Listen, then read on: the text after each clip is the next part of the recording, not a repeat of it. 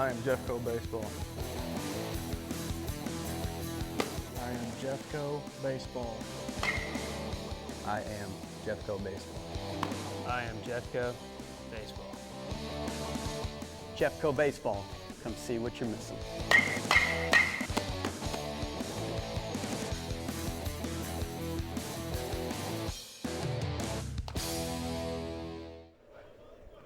Gerdine Ackland set for the first pitch of the ball game. Here it comes to Monkman, and it's a belt-high strike on the outside corner. Good pitch by Ackland just to get it in there, start the game off with the right tone. Always want to start a strike. We'll check the Vikings defense after the next pitch as Gerdine, the sophomore left-hander, brings it in. Down and in, ball one. The count is even.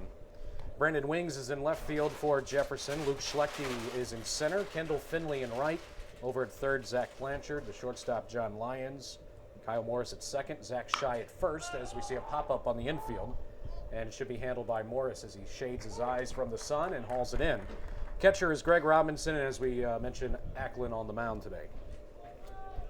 It is a sunny day, shining all over the field. No shade at all. No The clouds. right fielder, number 24, Ryan Jefferson College, Purcell. no sun, or no shade, excuse me, in here in Hillsboro. Here's Purcell, the second baseman, another right-hander, and he fouls one straight back. Quickly 0-1. Barely got a piece of that one, just went back to the cage. Gerdine Ackland, as Craig mentioned, making his second appearance on the mound so far in the early portion of the spring season. There's a breaking ball hit to short. Lyons knocks it down and flips, but it won't be in time. Lyons unable to make the play. That'll be E6 as Purcell is on with one out. Took a funny little hop there. It was a hardly hit ball, or hard hit ball, I should say, right on the left side of the mound. And as soon as it hit the dirt right in front of Lyons, it took a funny little hop and hit him in the heel of the glove. He couldn't Second stay with baseman, it. Brent Zerline. And here is Zerline, the second baseman, another right-handed batter. Gerdine Ackland, 6'5", 220 pounds, out of West Plains, Missouri, and there's a strike in the inner half. He's coming right after hitters. One out and a runner on at first base here in the top of the first. Lead at first by Purcell, held on by Zach Shy. And a pickoff move. He almost had him leaning. Very good pickoff move over to first base. Of course, Ackland, the lefty, tossed it over. He had Purcell looking for a minute, but didn't. He got back in time. Ackland comes set and the pitch. Breaking ball stays up in the zone. 1-1 count. Good looking pitch, just didn't get it to fall far enough. And as you mentioned, Ryan stayed high. Ackland is the second player out of West Plains to come to Jeffco over the last couple of years, as there's a foul off to the right. The one prior to him, Dusty Renfro, who's the hard-throwing right-hander who's down at SEMO now.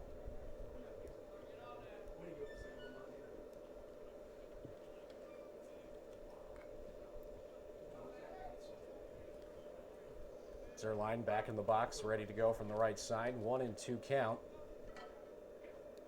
Runner not going. In fact, he took a step towards first, and the ball is grounded to Morris and goes off the webbing of his glove, right off the corner. Almost stow-coned it, but the ball caromed into right field, and so that puts runners on first and second. Back-to-back errors committed by the Jeffco infield. Tough Number 32, designated hitter, Tough play for Durham. Morris there. He had a shot at it, but he eventually took a couple steps back on the initial hit. Thought about the double play, but it took a very, very high hop, almost a little over eye level.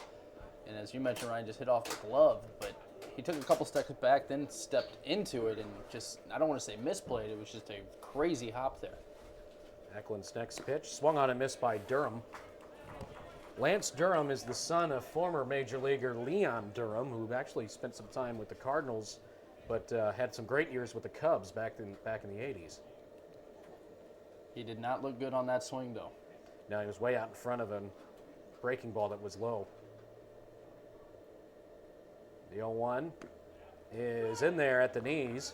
Another breaking pitch that caught Durham right at the knees down the heart of the plate. Ackland's got that pitch working. Good breaking stuff so far. If it wouldn't be for the errors, it would be a 1-2-3 inning here for Ackland in the first. He got a couple of ground ball outs, which is what you want. Strike three call, another breaking pitch on the inner half at the belt. And Durham is caught looking. That's out number 2, first strikeout for Gerdine. First baseman, number 11, Wade Coaster. Just another breaking ball. Looks like a good scouting report there on Durham because they threw him 3 straight breaking balls. He bit on the first one, looked terrible swinging at it, looked at the other 2, and they were good pitches. I was taking a peek at stats for this Kaskaskia squad as we see a wild pitch go back to the backstop, went right through the legs of Robinson. Probably a ball he should have handled, but it was low, and that'll end up being a wild pitch. Runners move up to second and third. But looking at the stats, they weren't quite updated. They were missing the last 2 games that Kaskaskia has played against Southwestern Illinois, but through the first 8 games of the year, Durham had 3 home runs. But Ackland did a heck of a job just not throwing him anything hard. Lefty on lefty matchup too. Sometimes that struggles or that hurts power hitters, and that seems to be what Durham is. But Robinson did let that ball get by. Usually a very solid backstop back there. Down and in with the pitch, and a 2-0 count. Robinson caught what Coach Carroll pretty much said was about 98% of the innings last year. They didn't really have a backup that could get in there and give them the innings that Robinson gave, so he caught almost the entire season last year. That's a lot to ask from a catcher. They don't expect to do that this year. They plan on using transfer Austin Aldridge quite a bit this year, and he's already seen some time. 3-0 now, this is the count on Coaster. Hasn't really given him anything to hit. First base is now all open after that pass ball. Fastball misses in, a 4-pitch walk given to Coaster, and it's going to be the third baseman, Dylan York, who will bat with 2 outs, and the base is loaded. Tough spot for Jeffco. They looked good early, but the 2 errors, or 2 errors plus the pass ball, that'll kill you every time. And now Kaskaskia has a great opportunity to open this game up in the first inning with 2 outs. Yeah, they got the bases loaded with no hits. As Dylan York stands in from the right side. Breaking ball, curveball in there for a strike on the inner half as it broke over the plate towards the inside. Third baseman, number 10, Dylan York. Very good breaking ball. Again, Ackland staying with that. That is his pitch that he's got working early.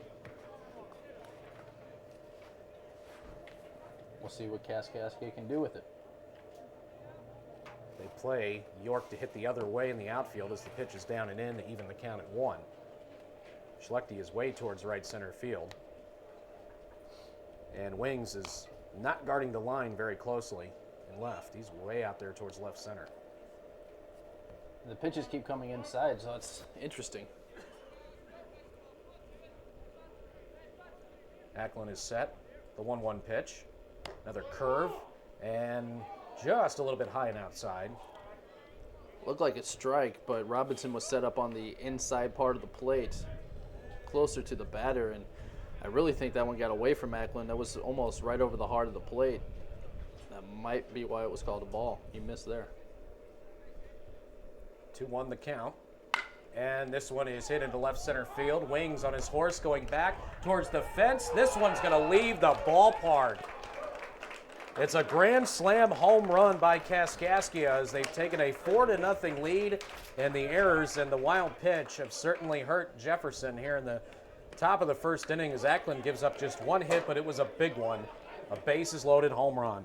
It was the first fastball Ackland threw to the batter York, and he was all over it. But I'll tell you what, that's the first hit of the ball game for Kaskaskia, and that's a big first hit when you can bring in 4 runs on 1 hit. That's tough to do, but the Vikings let it happen here, and they're going to have to get out of this inning and shake that off, come right back. The good news is it is a 9-inning ball game, so you have those Number extra 30, 2 innings the to try to catcher, chip Mike away. If you will. Fenimore. But, I mean, who knows? Jeffco may be bringing the bats in the bottom half of this inning, and we'll just wait and see what happens there. But the bottom line is Ackland's got to get out of this first inning now. There's a strike on the outside corner. Good pitch. Beautiful day, beautiful field. I'm all for a shootout. It could be that way with the temperature being what it is, and the wind is blowing out just slightly today. And there's a strike on the inner half. 0-2 to the catcher, Fenimore, for Kaskaskia. Wings going back to the grand slam, had no shot at that one. That one cleared the wall pretty decently. He got a hold of that fastball. Ball was several feet past that 365 mark in left center. It went right over that foot marker out there in left center.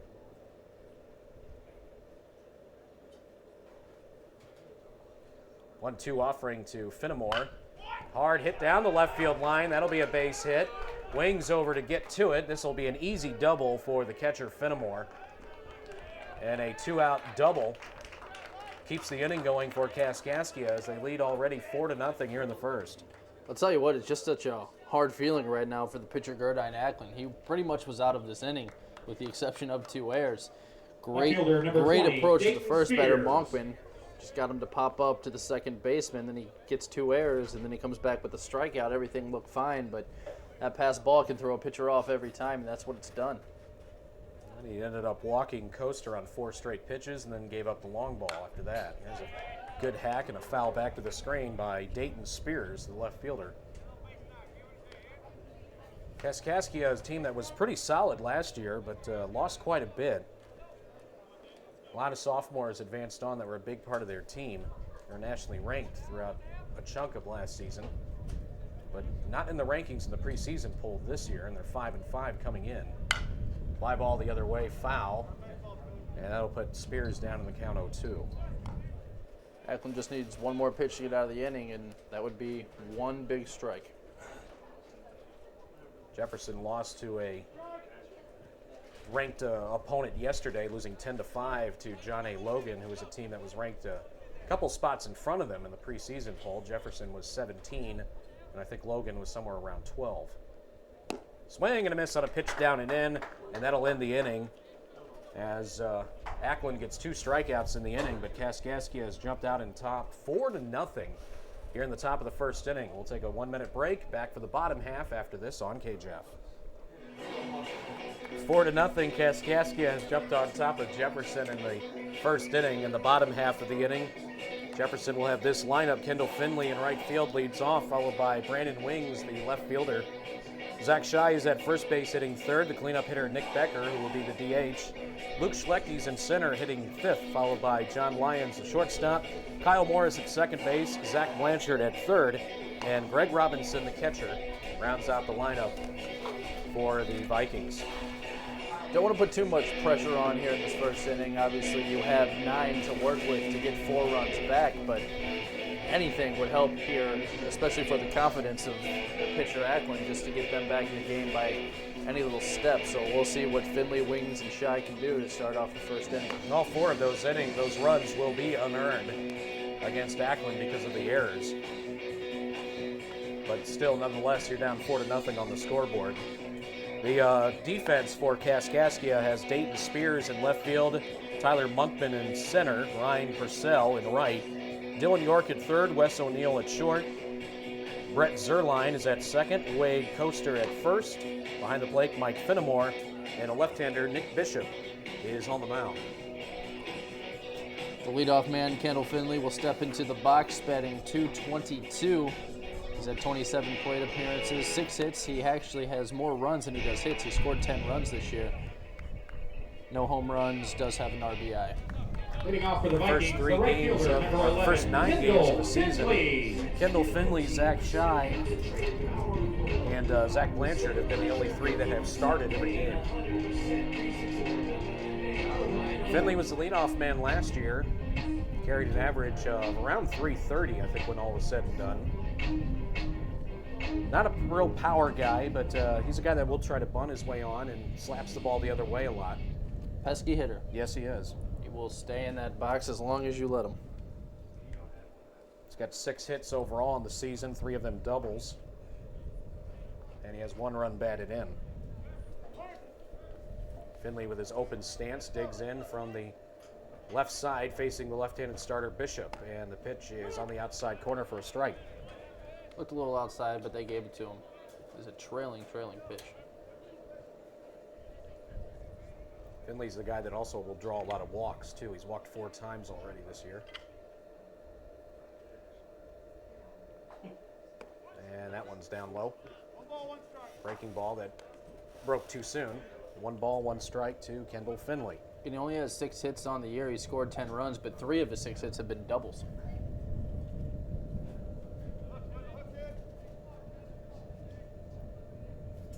back in and ready to go. The 1-1 offering. A little bit high. Fastball that rose up on Finley a little bit. 2-1. Finley went to Mansfield High School in Mansfield, Missouri. I don't even know where that is, actually. Nor do I. Nor do I. Pop up, left side, and that'll get out of play behind the Vikings dugout. Not by much, though. No. Heading towards the bullpen area, but actually, I guess it hit in the dugout. Couldn't quite tell. Jefferson, of course, made the changes before last season to the dugouts, putting up the fencing in front of the dugouts.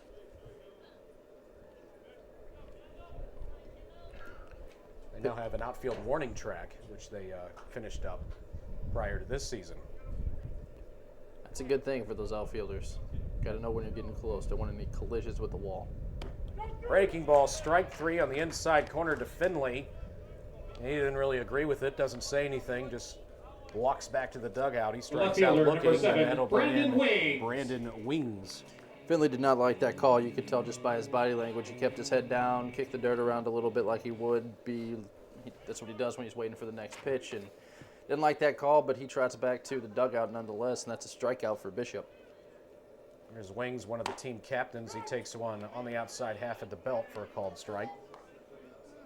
Off to a good start at the plate, hitting 400. 6 out of 15, no home runs. Actually, 2 home runs and 6 RBIs. Breaking ball missed up and away. I think all of last year, Wings had 1 home run, I think.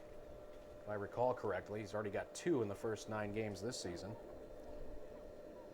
It's his 5th game starting. That's one thing this Jeffco team has a lot of is outfielders.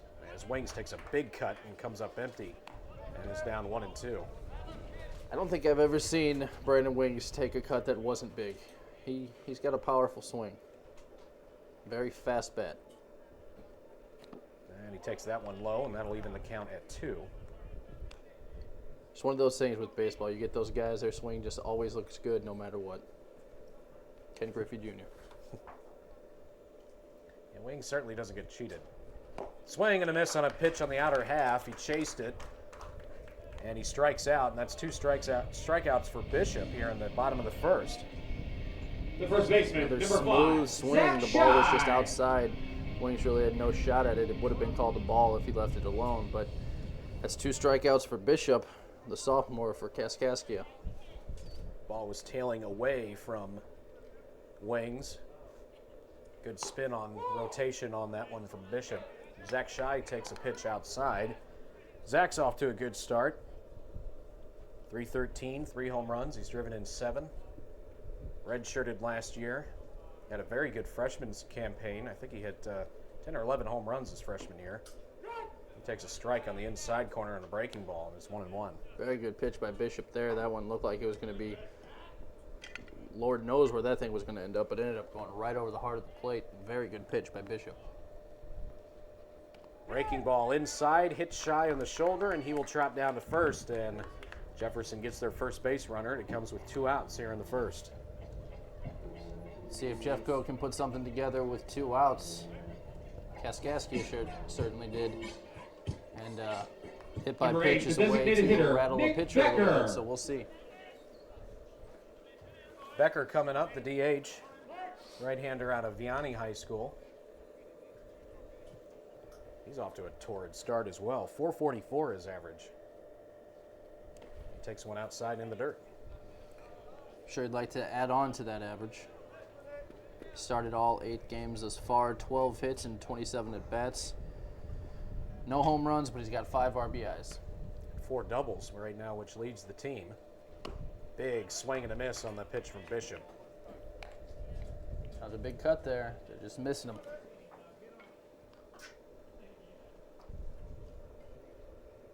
Becker's back in. He's deep in the box from the right side. Shy with a short lead at first. Down and away. Good block by Fennermore, the catcher. Bishop's very good, the pitcher for Kaskaskia, in hiding his pitch. He brings the same delivery to the mound no matter what he's throwing.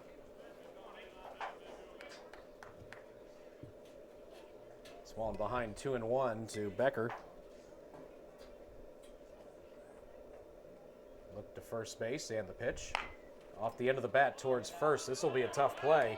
First baseman has it, gives to the pitcher, but he can't hang on to the ball. He was looking to see where the base was and didn't look the ball into the glove. He was trying to do all that in one motion. Drops the ball, so Becker's on, shy to second. You almost have to give him a single for that one. He could have beat that out. It wasn't a very strong toss to the first baseman pitcher anyway. He was the pitcher center was a fielder, step number ahead 6, Luke of Becker, Schlechte. but nonetheless, I think Becker had a shot for a single there. I think you got to give it to him.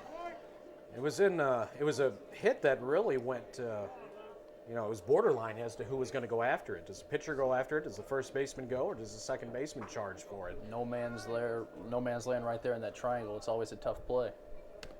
Luke Schlechte, the freshman from Windsor, takes a pitch outside, ball 1. Up here. It always was a lot of fun watching him play in high school. Schlechte 368 so far in the season. He started 7 games, 7 hits and 19 at bats, a home run and 4 RBIs on the season. Schlechte with that wide open stance from the left side. A lot of left-handers in this lineup. Curveball stays up, 2-0 to Schlechte. Finley and Shy have already batted. They're left-handers, and then you got Schlechte up now. Going against a lefty too on the mound, so could be tough. The rest of them are going to be all right-handers from after Schlechte on. Outside, ball 3. Schlechte always has had a good batter's eye. And he's up on the count 3-0 to the pitcher, Bishop. He'll be taken here, trying to draw that walk. If he does, the bases will be loaded.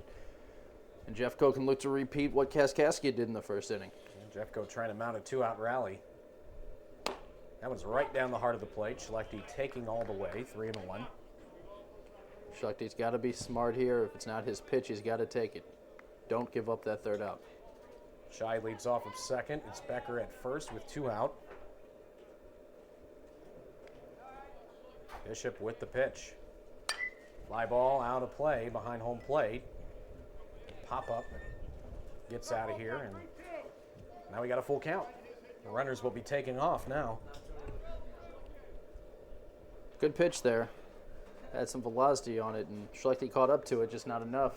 He knocked it towards the batting cages behind. Runners take off. Pitch is outside. Ball 4. Schlechte's on. Bases are loaded for John Lyons. Lions now have an opportunity to make up for that first error that, don't want to say caused all the damage in the Shortstop number first inning, but 3, it certainly Zach didn't Lyons. help anything. John Lyons. John Lyons batting .400 on the year, 1 home run, 4 RBIs, and a wired jaw. Actually, the wire's now off. He can actually move his jaw and eat solid food again, which I'm sure he's happy about. But he does have to wear that cage, if you will, on his batter's helmet, a shield. Looks like a football helmet cage. Doesn't seem to affect him. He's come back strong. He's played in the last 4 games for Jeffco and has hit his first home run the other day of the season. So apparently he's still seeing everything pretty good, but still, it's a little bit of an adjustment when you have to wear that cage in front of your line of sight with that batter's helmet. Pretty quick recovery for him, too. The initial reports when the ball hit him in the jaw was, 3 to 6 weeks, and I guess it's only been, 3 weeks? It was about 3 weeks, yeah. Maybe 2.5. Up high again, and the pitcher's falling behind 3-0 to Lyons. Lyons isn't a big guy. If he had about 3 or 4 more inches on him, that would have been right in his wheelhouse. Instead, it was up in the zone, and that was ball 3. Let's see what Bishop can do here. He's got to come after him. He's got no choice.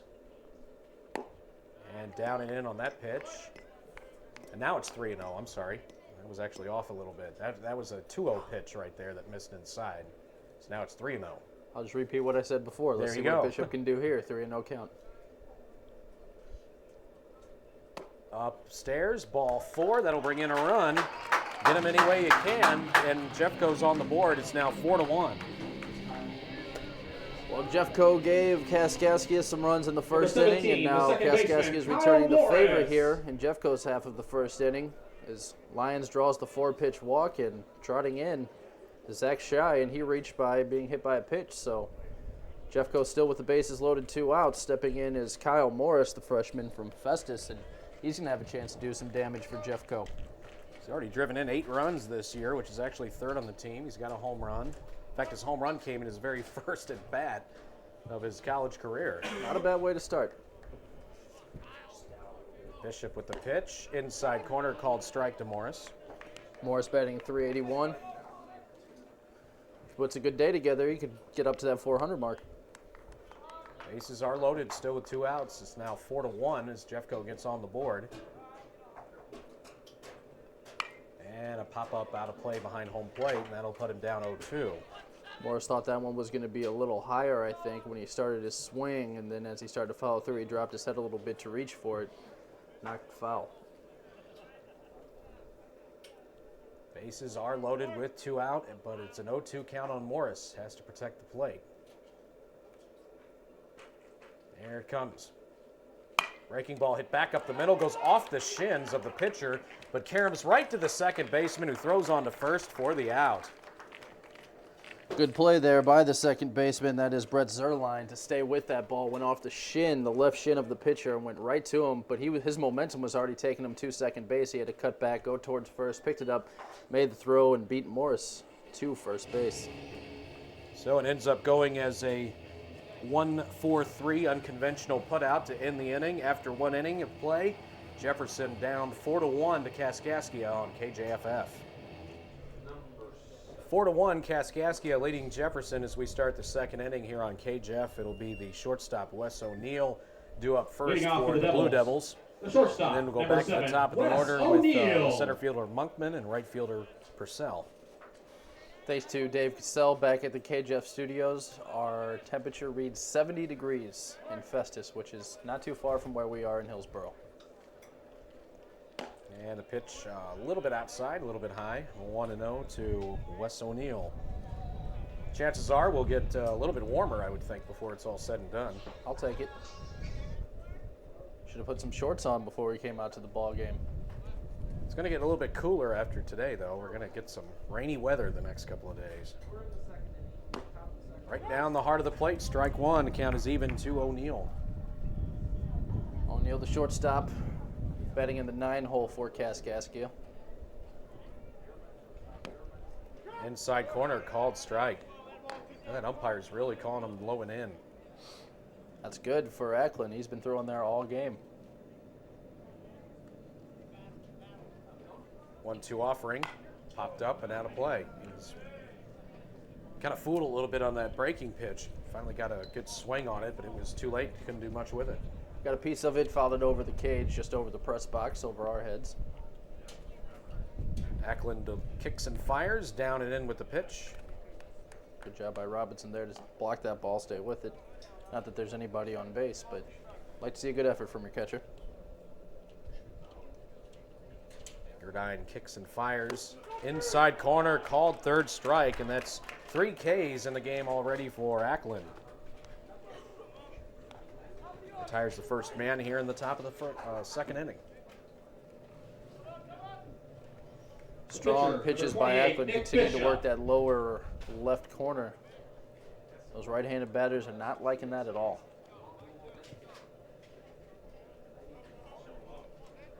Here is Tyler Monkman. He takes a curveball up, ball 1. Monkman, the center fielder, popped up to the second baseman Morris his first time up.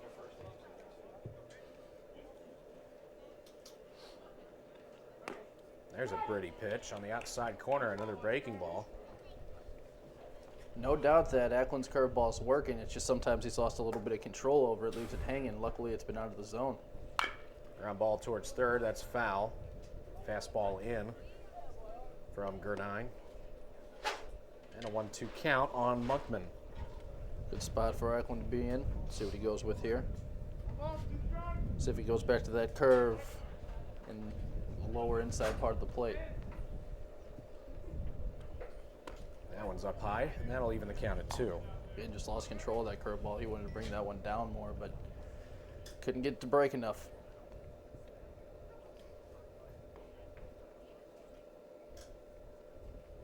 Ground ball, foul of third.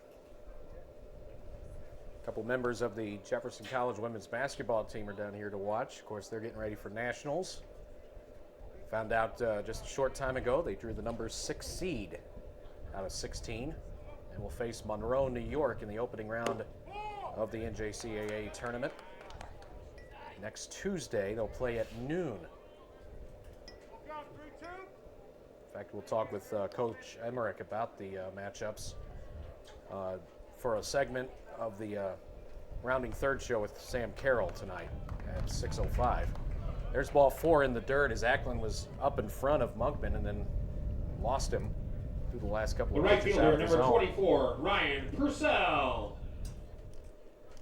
Had him at a 1-2 count, but threw him 3 consecutive balls. That puts Monkman on base for the first time for his day after he popped out in the first inning. But Ackland just needs to continue going after these hitters when he's ahead in the count.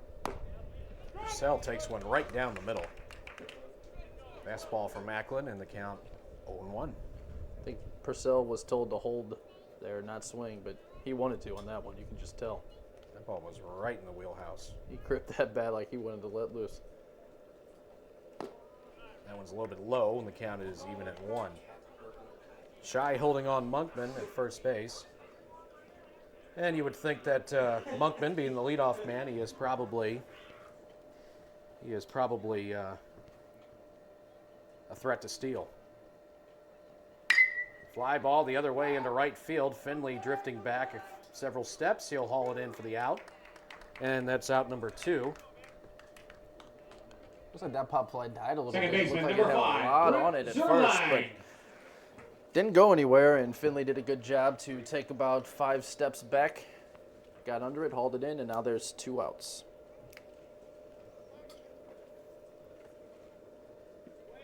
Two out and runner on at first for Brett Zerline, the second baseman. He reached on an error and scored his first time up.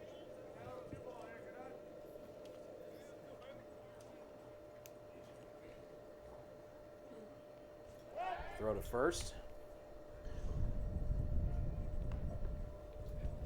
Did not get him. Checked on him a little bit. And Zerline did his back in, Ackland ready to go. And this one's hit into left center field. And this one's well hit. Back to the wall. And it is going to leave the park. Another home run. A 2-run shot this time by Kaskaskia. Zerline hits it out of here. And it's 6-1 Blue Devils. That was straight out of here. Zerline just put the meat of the bat on the ball. That one was just a frozen rope line drive. No doubt about that one. That one cleared the wall. Tough spot by designated Ackland. hitter, number Not a bad 32, pitch. Lance Durham. Zerline just caught up to it. It didn't sound that powerful off the bat, but that ball just kept going. It was just a straight shot. It was a line drive. Didn't reach its peak until it was about over the wall, then just came down. Pitch is low to Durham, who struck out his first time up. So now you obviously know that York can hit him out. You know that Zerline can hit him out. And you know this guy can. So middle of this order is pretty deadly for Kaskaskia. 2-out damage again done by Kaskaskia.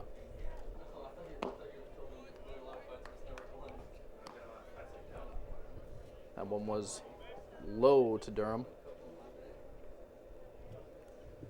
Big, stocky legs for Durham. He's got some power in those things, you can tell. He takes a strike on the inner half. Good pitch from Ackland. Good job coming back. Kaskaskia wearing white pants with the dark blue jersey. Jeffco in the all-white uniforms. That one's up and in, and Durham's going to draw a walk. Third walk given by Ackland. And Ackland's going to get a visit. Jason Imicus, assistant coach, coming out.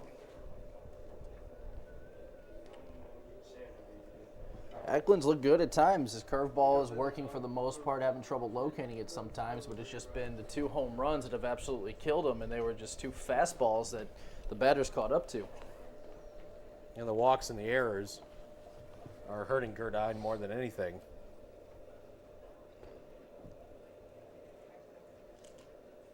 He's had a very good breaking ball. okay fastball. I mean, other than those two that they caught up to, it's tough to see. They're still meeting at the mound. Catcher Robinson, Ackland, and now Coach Imikis is going to make his way back to the dugout.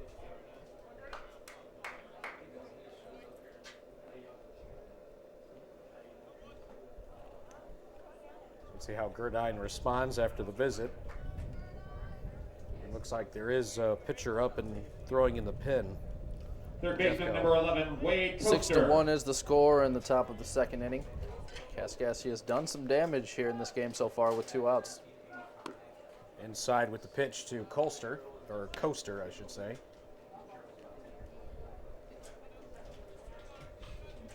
And the 2-out home runs have really hurt Ackland. Both times he gave up the long ball or with 2 out.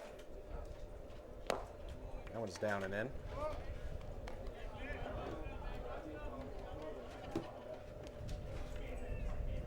Ackland is ready. He's quick on the mound. These batters are a lot slower than he is. Ackland is set, looks to first, the pitch, foul tipped. Tip down into the dirt, came right back up, bounced off himself, and Coaster's going to see another one.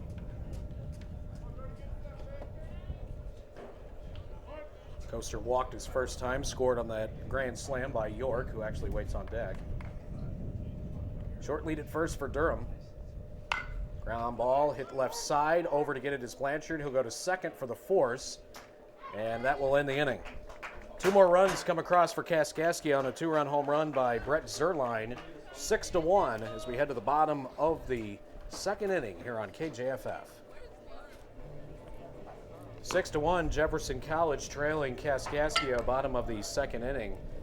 And due up first for Jeffco will be Zach Blanchard. He'll be followed by Greg Robinson and Kendall Finley if anyone gets on Brandon Wings. Blanchard has had a hot start to the season, batting .438, started all 9 games so far, 14 hits and 32 at-bats, 8 runs. He has 3 home runs and 9 RBIs. Blanchard playing in third base, which is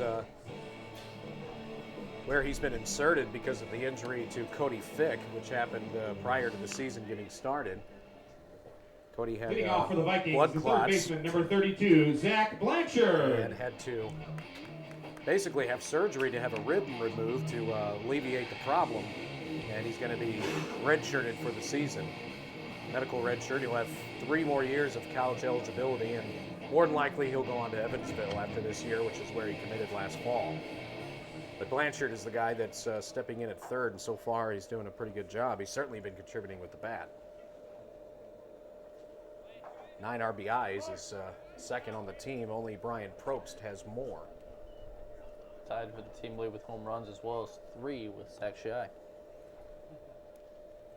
And the fastball misses high from Bishop. In fact, Blanchard hit all 3 of those home runs in one afternoon and a doubleheader against North Central Missouri on Saturday. About 3 more in a 9-inning game. And we'll see. Bishop misses again, 2-0. Jeffco will need more than just home runs here. That's how Kaskaskia's got all theirs, but they had base runners. That's what Jeffco needs. Pitch is low. Gerdine has only given up 3 hits in the game. But the 3 walks and the 2 errors in the first inning are what has been problematic. Low, ball 4. That's a 4-pitch walk to Zach Blanchard. That's the 3rd walk given up by Bishop. He's also hit a batter. Bishop hasn't number looked as 26, strong as Greg Ackland has, which is Robinson. kind of interesting. Of course, Bishop, the only run came on him with 2 outs as well, but he's had some struggling times getting it across the plate against some batters. Robinson hitting .462. He's driven in 4. No home runs. And he takes one at the knees for a strike. He's making his 8th appearance.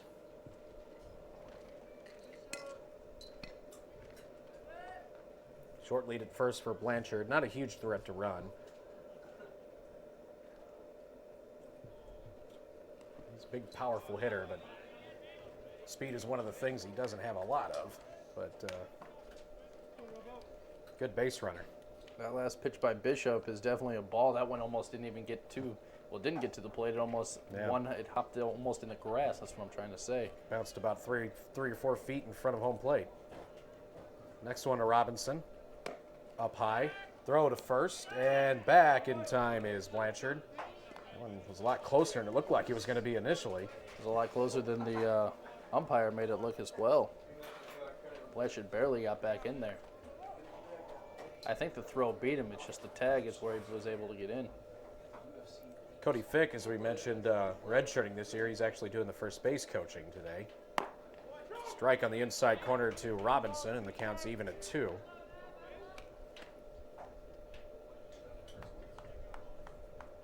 Cody Stites is also out injured right now, and he'll get a better grip on what his situation is when he has a doctor visit coming up next week. Right-handed pitcher in his very first appearance popped something in his elbow, which is not a good sign. Not at all. Elbows and shoulders, very important things for pitchers, and when things pop in there, that's not good. 2-2 to Robinson as he's up with a runner at first base. That's in the dirt, and another block by the catcher. Blanchard's trying to advance. Throw to second will not be in time. Good job by Blanchard to see the pitch going into the dirt, and the catcher not blocking it cleanly. He stopped it from going to the backstop, but bounced in front of him off his chest. And Blanchard takes advantage. Catcher Finnemore is not that big of a guy, and that was not a strong throw. The strong throw would have got Blanchard there. He was only about halfway down the baseline when the throw came, but Blanchard got in there after the weak throw. It was to the left side of the bag. And Robinson has that one go off the end of the bat, right behind home plate. The Vikings doing a very good job of working the count up against Bishop so far. Taking a lot of pitches. That helps when you've walked 3, like he has. But 2 of those walks have been in 4 straight. Now he's throwing a couple pitches now to Robinson. A 2-2 count. Actually a full count. And he ropes this one down the left field line. Foul. Robinson had it, but he had it on the wrong side of the foul pole. Strong swing, strong hit there by Greg Robinson. Ball was hooking. It looked like it was right down that left field line and then hooked into that corner. It was about 15 feet foul, right up against the fence. It hooked late, though. Another 3-2 pitch on the way from Bishop to Robinson, and Robinson calls time. Bishop's getting frustrated. That's the second or third time Robinson's done that to him. He gets ready to start his motion, and Robinson calls time. Again, Bishop getting that pitch count up quite a bit, similar to Ackland. He's probably thrown more pitches than Ackland has, and he hasn't even completed this inning yet. And a ground ball hit towards third. Backhanded stab, throw across the diamond in time. Blanchard has to hold at second base, does not advance. That was a nice play by York. Very good play by York. Right fielder number 11, It's never easy to go to your awkward side, turn around, and make a throw from third base. He was almost actually on the foul line when he made that throw. It was a very strong arm there by York, and Robinson could not beat it out. I'll go back to the top of the order. It's Kendall Finley. Finley struck out his first time up, went down looking. Runner in scoring position for the leadoff man, so he's got a rare opportunity for an RBI. And it's up and in. 1-0 to Kendall. Blanchard still down at second base with 1 out. Jefferson just wants to chip away and chip away.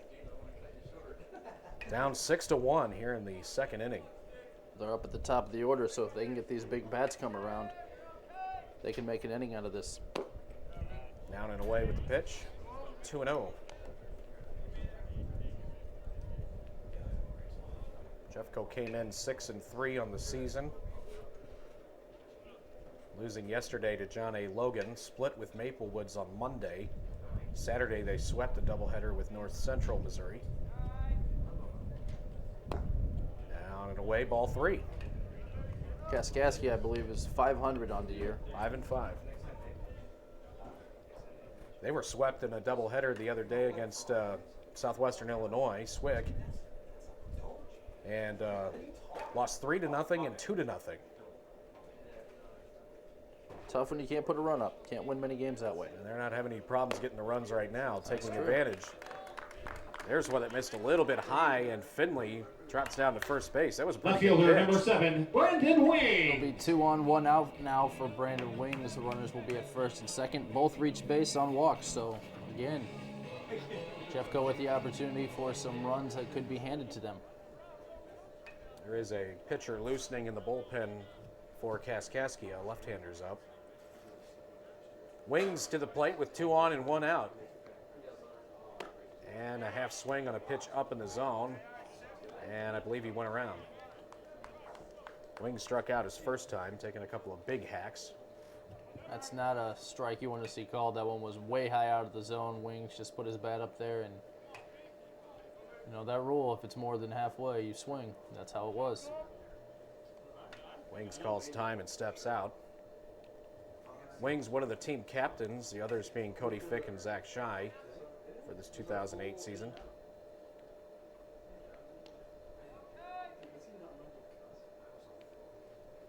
That one's low. Got away for a moment from the catcher, but not far enough for the runners to advance.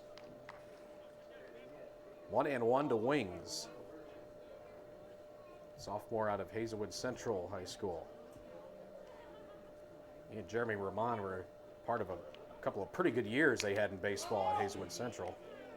Foul back to the screen. Want to make note, too, Kaskaskia College has a player from the area on their team, Kyle Ketcherside from Windsor.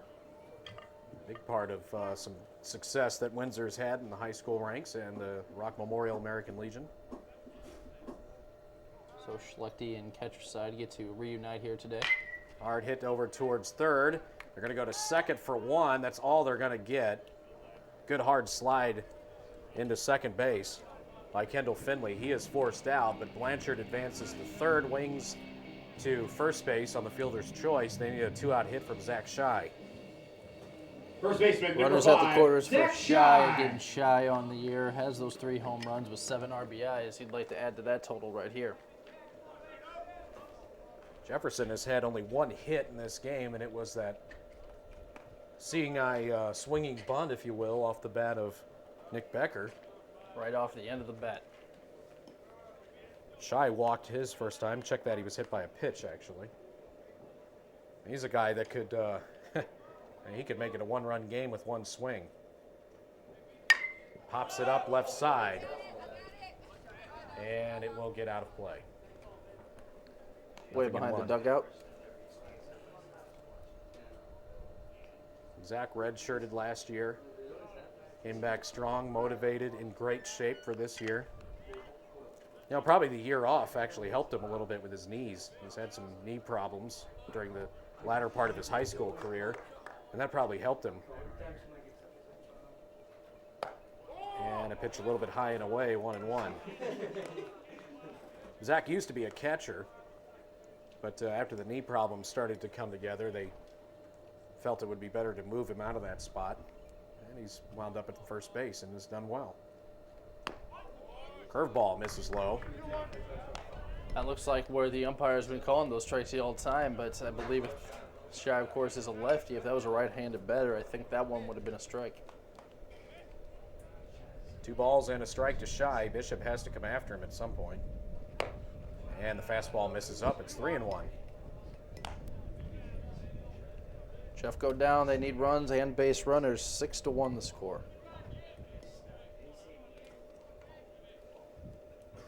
Shy set from the left side, facing the left-hander Bishop. Runner from first goes. The pitch is high, ball 4. And the bases will be loaded for Nick Becker. So now you bring the tying run, or check that you bring the possible Designated 5th hitter run number 8, coming to the plate Nick now. Becker. Becker with a single in his first at bat so far. The only hit from Jefferson College. They've had how many base runners? 3, 4, 5, 6 base runners. Seven. Base Eight. runners. 8 base runners.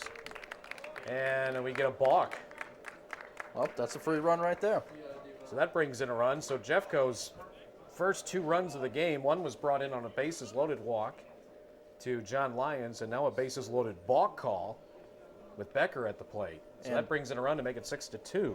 Bishop gives the natural reaction when a pitcher gets called for a balk. Drop your shoulders, throw your hands, say, what?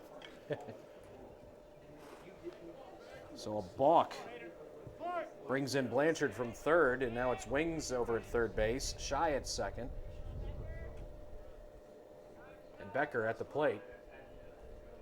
And he takes it high for ball 1. When you got a 6-1 lead and the base is loaded, that's not the time to give up a balk. Now, granted, there's no time to give up a balk, but you can't give the other team opportunities, and that's what Kaskaskia is. It's now Jeffco's job to take advantage of them. Becker flies this one out of play down the right side, and that'll even the count at 1.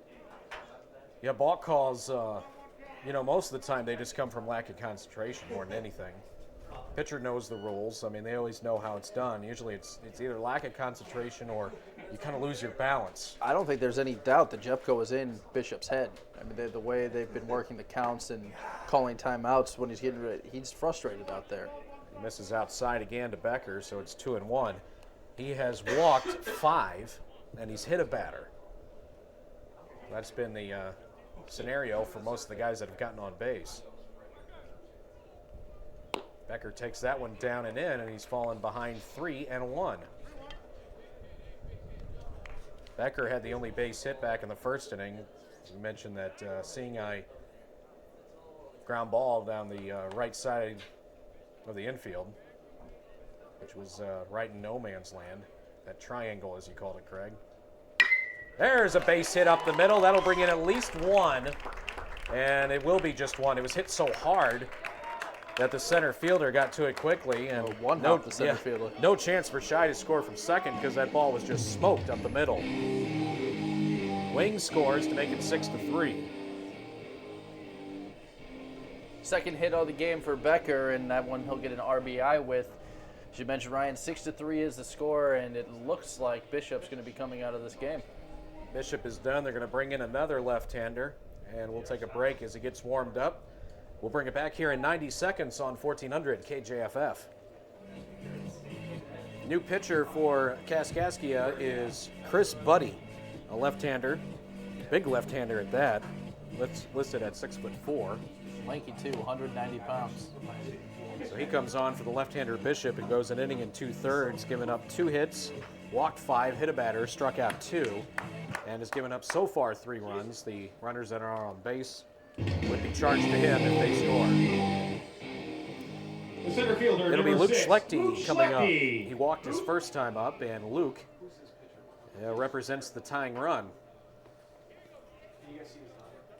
Schlechte has 1 home run in the year, 4 RBIs, so golden opportunity for him to Now head pitching on for to the those Devils, number totals. 38, Chris Buddy. Schlechte in there with his open stance, run the left side, trying to keep this inning going to continue to chip away at that deficit, which is now just 3 runs, and we're only in the second inning. This game is scheduled, of course, for 9. His first 2 innings have lasted just shy of an hour. Game moving along very slowly. A lot of walks. Swing and a miss by Schlechte. Good pitch on the outer half from Buddy. Want to take advantage of this beautiful day. There's rain coming. Say, hey, look, we don't get days like this in March too often. Mid-March, 70 degrees. Gotta love it. I think, if I'm not mistaken, I think Jeffco's next games will actually be Saturday. I don't think they have anything between now and then.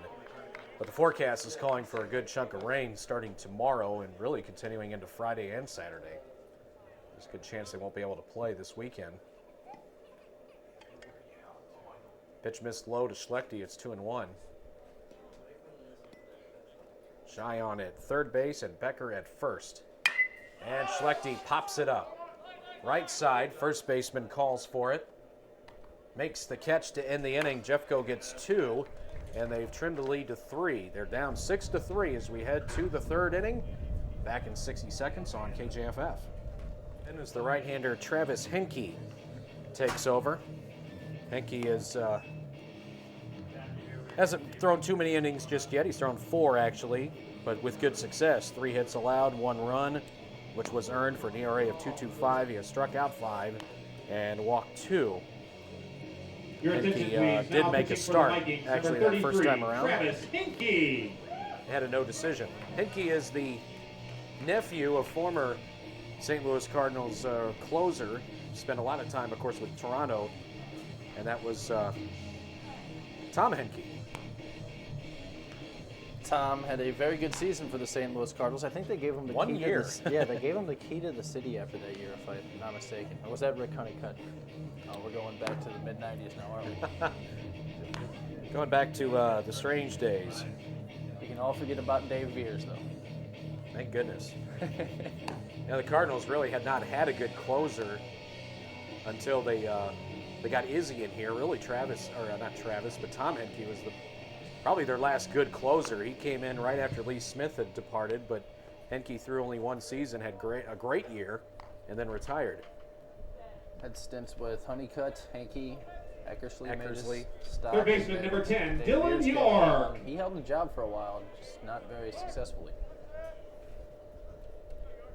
Travis Henke, the right-hander, brings in the first pitch, and a looping line drive up the middle for a base hit. Leadoff man Dylan York gets a single to center on the very first pitch from Henke.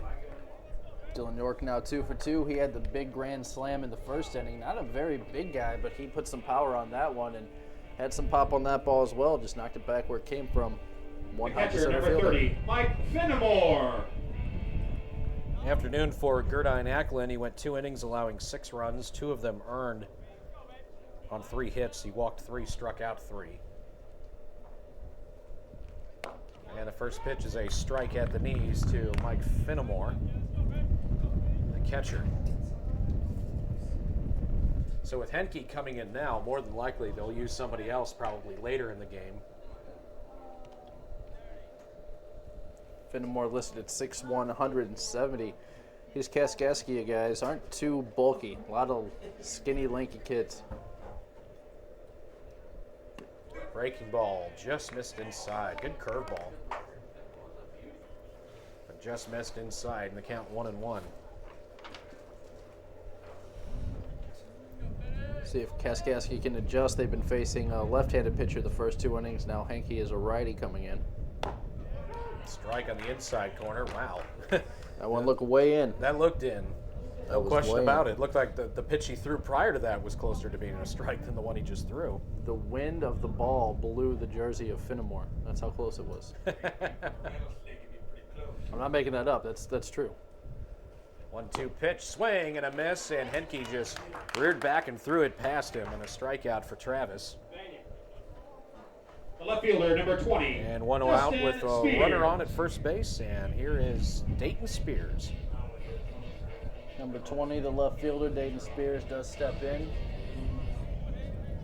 He struck out his first time up. Shy holding the runner on at first base. That's York. There's a fly ball in the right center field. This is going to be a long run. No one will get there. It'll hit the gap. Out to get it is Schlechte. Brings it in to the cutoff man. And rounding third and coming around to score will be York as the ball went off the edge of the glove of John Lyons, who was out there backing up Morris on the cutoff play. So that allows a run to come in to make it 7-3 in favor of Kaskaskia. They've now scored 3 consecutive innings to start this game. The shortstop number 7, Wes Fielders trying to get that O'Neill. ball in as quick as possible to try to prevent the run, but it was not a strong throw. Lyons could not handle it way over his glove, and that caused Dylan York to be able to round third and come home. He hesitated at first, but took off after he saw the ball got away. Pitch down and in for a called strike to Wes O'Neill. Spears on at second base.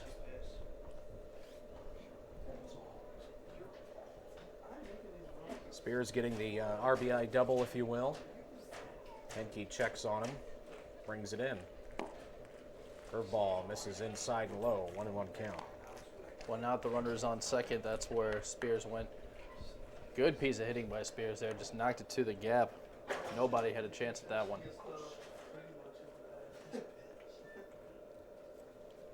Henke comes set, looks to second. And the pitch. Inside half, bunt back towards the mound. Henke has it. Throws to first in time. Nice play by O'Neill. He tried to bunt his way on for a hit, but he will get a sacrifice instead, as that, of course, moves Spears from second to third. Strong bunt there. Kaskaskia before the game actually rotated and everybody took Center bunting fielder practice. number 1, So Tyler I was curious Monkman. to see if we were going to see that in the game, and right now we did. The sac bunt moves Spears over to third base with 2 outs now. Leadoff man Tyler Monkman to the plate. He takes the first pitch inside, ball 1. 1 for 1 today. He's popped out to second and has walked and scored. That's with 2 outs and a runner 90 feet away. There's a strike. Strong pitch by Travis Henke there. No doubt that one was a strike. As is that one. What a beauty curveball that is. 1 ball and 2 strike. Henke's looking pretty sharp. Getting up a couple of hard hits, but when he gets that breaking ball over more consistently, he's going to be very, very, very tough to deal with the rest of this game. Another curve, that's hit back to the screen. Just getting a piece of that one was Monkman. That was a very good curveball. It broke very late. Monkman did barely get a piece of that. He almost swung right through it. I mean, that one literally didn't break till it was almost in the batter's box. And a pop-up. And this will get out of play down the first baseline. Count stays at 1-2. Henke went to Blair Oaks High School outside of Jefferson City. Had some great success there. They have a great baseball team during the time that he was there, as well as football. They have a good tradition and a lot of athletics there in the Jefferson City area. Strike 3 call in the outside corner, and Henke gets out of the inning, but he does give up a run on 2 hits, 1 runner left. As we move to the bottom half of the third, Kaskaskia leads Jefferson 7-3 on KJFF. Bottom of the third here on KJFF, Jefferson College trailing 7-3 to Kaskaskia, the Blue Devils. Coming up for Jeffco, John Lyons will lead off, followed by Kyle Morris and Zach Blanchard. If anyone gets on, Greg Robinson. Vikings have been held to only 2 hits so far in this game, and despite the 7 runs that have been put up by Kaskaskia, they only have 5 hits to earn those 7 runs. Walks and errors have hurt Jeffco, and walks and really lack of location really hurt Bishop during his first Leading off for couple the of Vikings, the innings. shortstop, number 3, Johnny The only Lyons. difference was Jeffco never came up with a big hit to really bring some runs in. That's the stat line, the box score. Coach does not want to see when there's more stats in the run column than there is the hit column. That'll drive a coach crazy. Jeffco's had their opportunities to take advantage of the Kaskaskia mistakes, but they just have not been able to do that. Lyons drew a walk in the first inning, which drove in a run. He was later left stranded. And a little seeing eye shot over to second base in the air, and that'll be caught. Lyons got jammed a little bit, and Zerline holds that one in for out number 1. Second baseman, Off the number end of the bat a 17, little bit. Kyle Morris. If he would have got that on the meat, that would have been a very strong hit, but didn't. Got it off the end and just popped over to the second baseman. And now stepping in for Jeffco was Kyle Morris. Grounded out his first time up in the first inning. A hard hit ground ball up the middle that caromed off the pitcher, and then the second baseman got to it and threw him out. The unconventional 1-4-3 put out. First pitch to him up high. Chris Buddy once again is on the mound for Kaskaskia. Bishop started the game. Buddy came in last inning. Belt high strike on the outside corner to Morris, 1-1. Kyle, the freshman out of Festus High School. Line shot the other way, foul.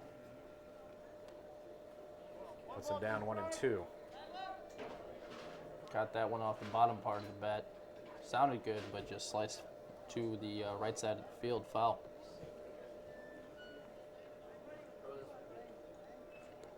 That's in the dirt. Bounced over home plate. Can't call that one a strike. Morris back in the box, ready to go, trying to get on with one out.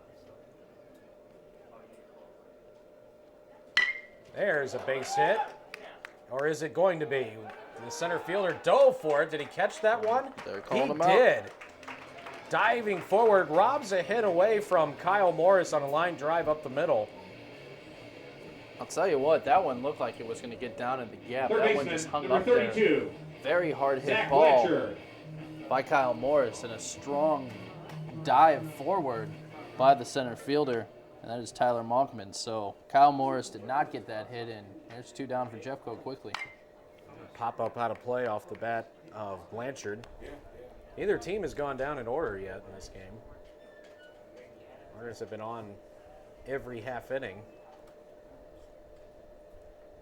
But Kaskaskia has a chance to do that. And there's a little slow roller towards third, picked up by the pitcher, turns, fires to first, threw it away.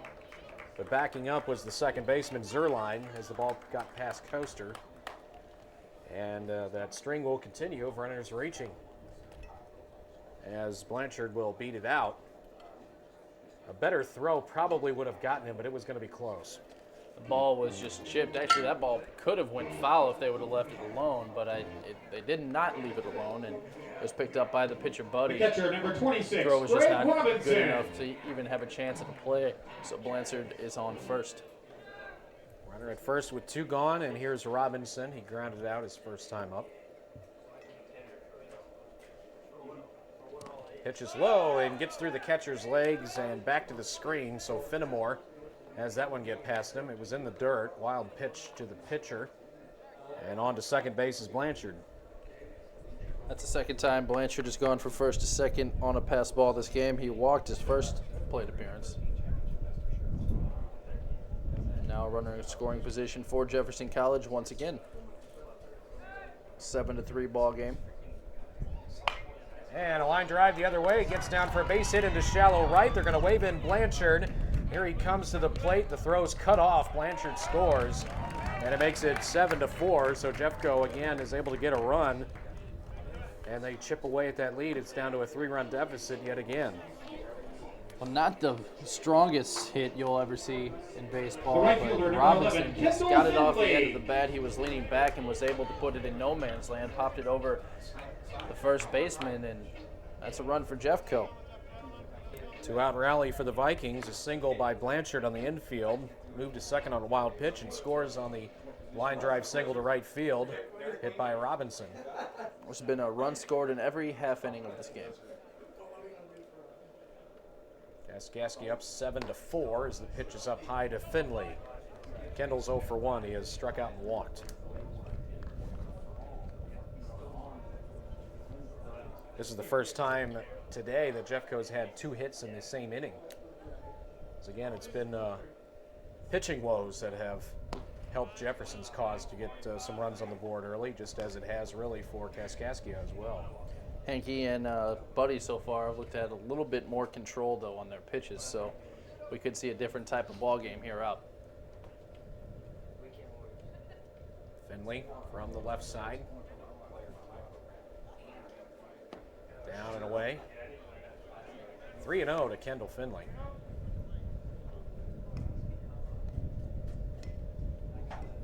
Perfect time to take a walk again for Kendall Finley. As I say, these pitchers have control. It goes to a 3-0 count. Buddy hasn't done too bad since coming in. He's been throwing strikes for the most part, but some seeing eye base hits by Jeffco has helped them out since he has come on in relief. There's a strike on the outer half to make it 3-1. You get to that meat of the order after this with Wings, Shy, Becker, Schlechte, etc. As Finley calls time and steps out. Of course, Buddy would like to get out of the inning before the heart of the order does come up. So on the opposite end, Kendall Finley's going to be looking for a hit. Right now, again, Greg Robinson is on first after he had the RBI single, which brought in Blanchard. Swing and a miss by Finley. Took a big hack at that one. Came up empty. It's 3-2 full. Pitch was a little low, probably would have been called a strike, and it was a big swing by Finley. He just couldn't catch up to it.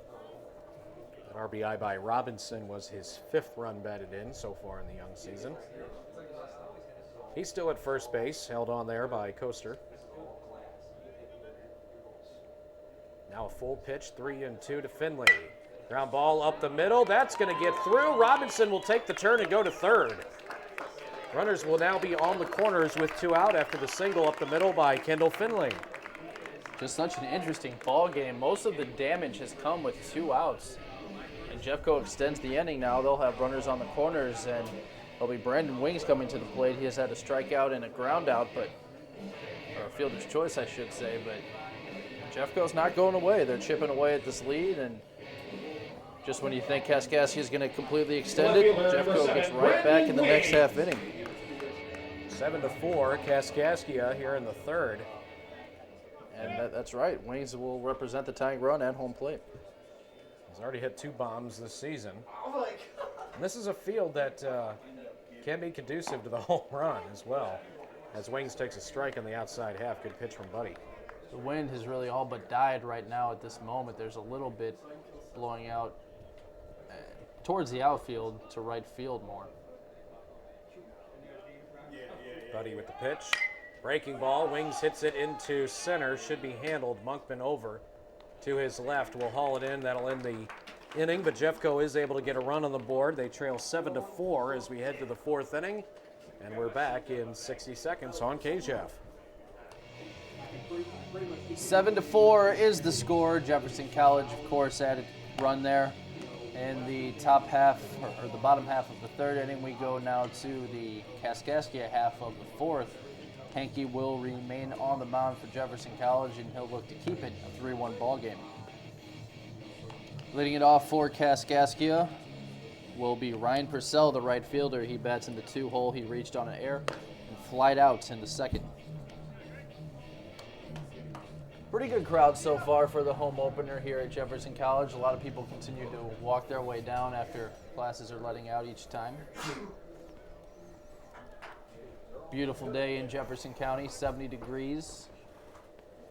And the first pitch of the 4th inning from Hankey comes in, and it's high, ball 1. Purcell's 0 for 2. He's reached on an error and scored, and he's flied to right. Hankey came in relief. There's a shot to the gap. Purcell's going to round first. He's going to go for 2. It's picked up by the center fielder, thrown in, and that should be all for Purcell. A leadoff double here to start the 4th inning for Ryan Purcell. That was a shot. Hard hit line drive, and probably was about 6-7 feet, maybe more, above John Lyons' head. There's nothing he could do about that. That was just a low to the ground line drive that was hit very, very hard. Stepping in now for Kaskaskia will be Brett Zerline. He homered his last at bat. That was in the 2nd inning. He's been on base twice. Had an error. Reached on an error back in the 1st inning, and has scored 2 runs overall. And he's in with a runner in scoring position, nobody out in the top of the 4th inning. Hankey looks, delivers, and it's called a strike on the inside part of the plate. Hankey has 2 strikeouts after he came in at the top of the 3rd inning in relief of Gerdine Ackland. Had his last name, didn't have his first name. Nonetheless, Hankey goes in, it's swung on and popped foul. Good curveball from Hankey. He's been trying to locate that consistently, and he's been getting it over. Yeah, more times than not, he's been able to get it over. But some of these Kaskaskia hitters have had some pretty good hacks at his fastball. Hankey keeping an eye on Purcell back there. Takes a fairly big lead. And Hankey delivers to the mound. It's grounded to first base. It's picked up. And Zach Shy will tag first for the first out. But Purcell moves over to 3rd base. So there's 1 out and a runner on 3rd. Designated hitter and Lance number Durham 32, will step in for Kaskaskia. It was a tough play by Shy. Very sharply hit ball right down the line, just a few feet inside the bag. got his glove on it, picked it up, and now the first pitch to Durham is in. It's in dirt low, ball 1. Durham has struck out in the walk today. Runner just 90 feet away here for Kaskaskia, trying to build that lead back up again. Second pitch to Durham is in. It's swung on, and it's going to go to the gap as well. Over is Schlechte to pick it up, and it looks like he's going to go for 2. He might get caught. He is safe as Kyle Morris could not hang on to the ball. It's an RBI double for Lance Durham. And they'll make it a 4-run lead again for Kaskaskia. Couple of doubles here in this inning by Purcell and Durham. Still only 1 out, and again, a runner will be in scoring position. So Hankey's got to get his focus back for Jefferson College. 8-4 now the score. And we're only in the 4th inning. Hankey has given up now 4 hits since coming on in relief. The first now to Wade Coaster, the first baseman, is called the ball. Coaster so far today, he walked and he hit into a fielder's choice. The second pitch to him is in, and it's going to be called ball inside. On deck is Dylan York, who has 2 for 2 with a grand slam and a single in this game. Kaskaskia has scored at least 1 run in every inning. And the pitch now is low, 3-0.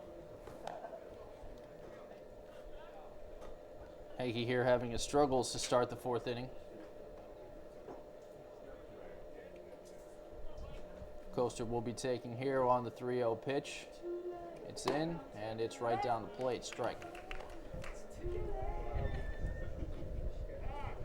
Coach Sam Carroll has made a note to the players up here in the press box. His opponent gets no more music.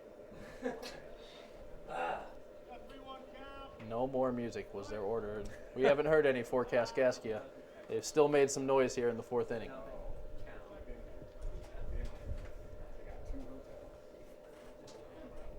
Hankey now, the 3-1 pitch. Lifts, steps off, walks Durham back to second base.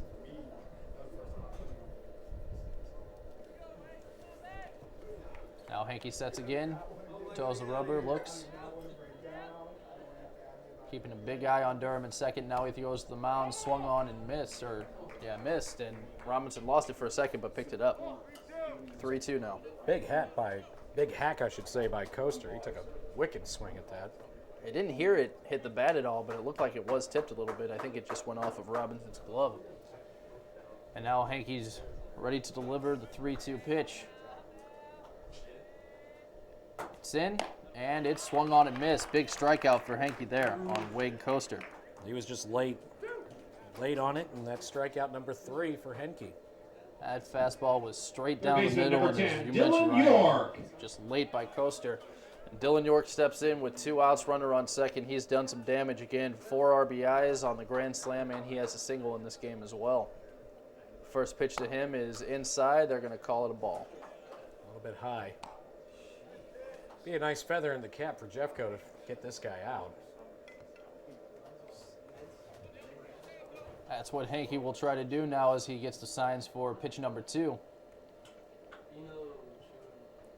Lifts the leg and fires. It's going to be a strike. Good pitch.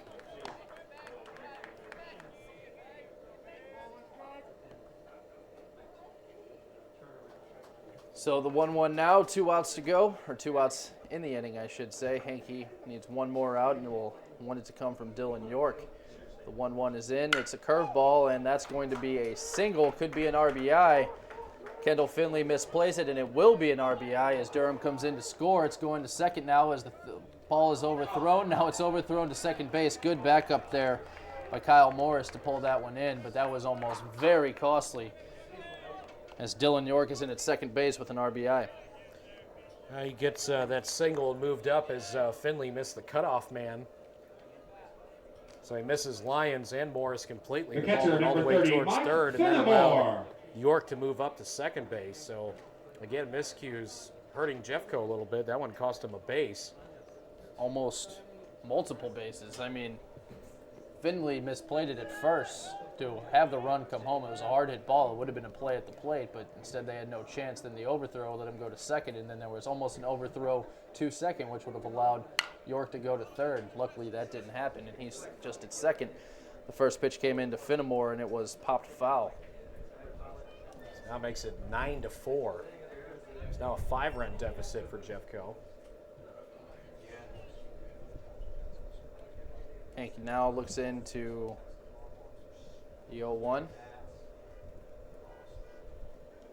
He fires, and it's hit over to right field. That'll be another base hit. Finley will look. Coming home, rounding third will be scoring, and that's York. And now Finnemore tries to go into second. He is caught. Finnemore caught at second base to end the inning, but he gets an RBI. Single and an RBI. Tried to get a little greedy there, and he gets caught, but the damage was done. 10-4 is the score. We'll be back in a minute on KJFF. Getting set for the home half of the fourth inning here in Hillsboro on KJFF.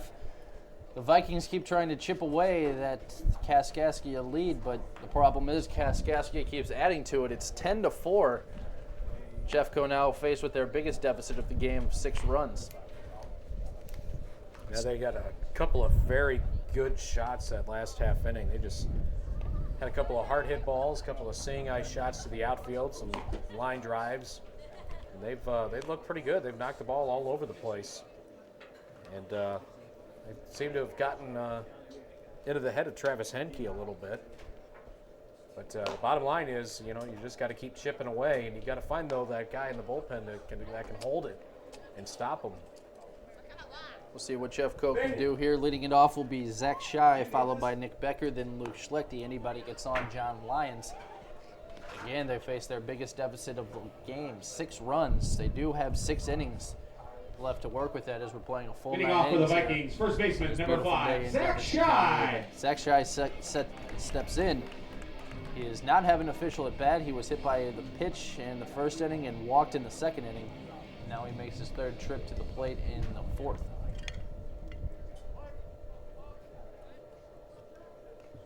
See what Buddy's going to give him. Chris Buddy still on the mound. He's done well. And the first pitch is way outside and high, ball 1. This will be the first time that he faces Shy. Shy really has not seen a pitch to hit all game. The next is Shy, up and outside once again, ball 2. Zach Shy still with the average of .313, 3 home runs, 7 RBIs. Left-handed hitter digs in. The pitch is inside. That almost hit him again. 3-0. Again, he's not getting anything to hit. Base runners are what Jeffco needs, though, so they're going to give them to you. You got to take them. Shy now will be taking, and it's right over the plate. Strike 1. 3-1. 3 home runs and 7 RBIs for Zach.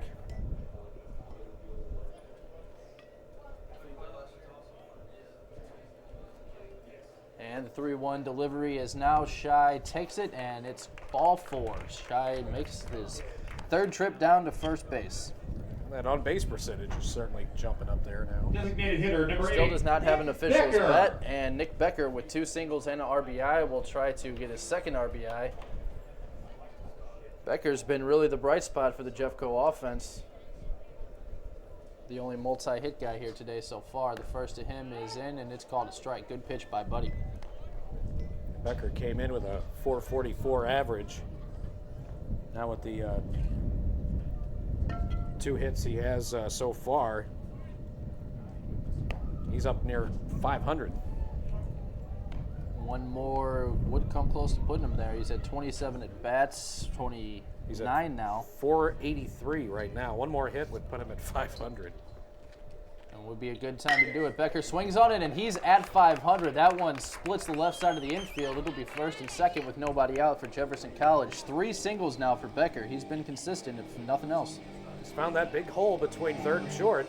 And he put it through there in a hurry. That was a hard hit ball. Center fielder, number 6. Real low to the Luke ground, too. Schlechte. That was a worm burner. The Windsor product, Luke Schlechte, steps in now. He is 0 for 1 with a walk and a pop out to first base. Left-handed hitting Schlechte now. Nobody out, runners on first and second. 10-4 again is the score of this ball game. The first pitch to Schlechte is not going to come yet as he walks Shy back to second base. He being the pitcher, Buddy. Schlechte's average right now at 350.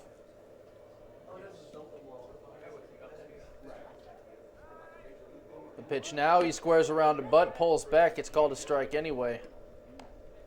But Kaskaskia was not playing the bunt there at all. Well, Luke certainly is capable of that because of his speed. He runs well, and whenever you got a guy that runs well, plus he's on the left side of the batter's box, that kind of helps out a little bit as far as getting a better jump towards first base. Schlechte is an electric player. He can make things happen in a hurry. Pitch now, he swings on it. He's going to knock that one to the gap. It's going to take a tough play, and he does. The center fielder, Tyler Monkman, with his second diving catch of the game, robs Luke Schlechte just like he robbed Kyle Morris earlier. Just on the opposite side of second base. The other one that he robbed from Morris was a line drive. Shortstop, number More on 3, the shortstop John side of Lyons. second, on that left side of center, and then he robbed Schlechte on the other side. Almost the identical hits as far as how hard they were struck and how high they got off the ground. Tyler Monkman is listed at 5'10", 170 pounds. Not a big guy, but his jumps on these fly balls have been absolutely great. There were 2 line drives that he just hauled in. John Lyons steps in now, and he takes ball 1. Lyons walked and popped out to the second baseman so far today.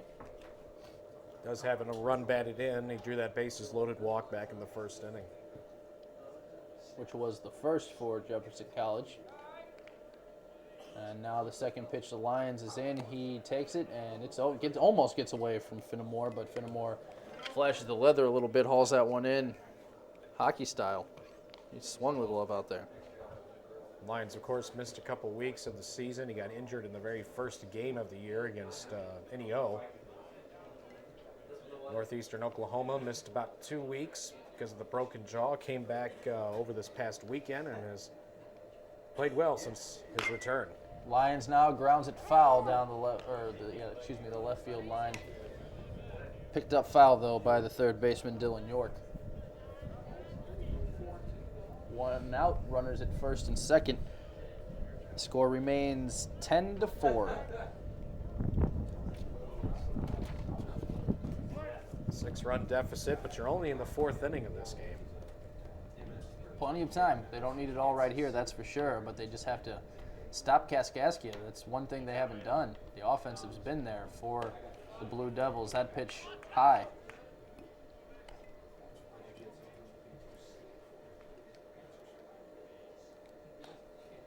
Scoreboard actually is not operating correctly today.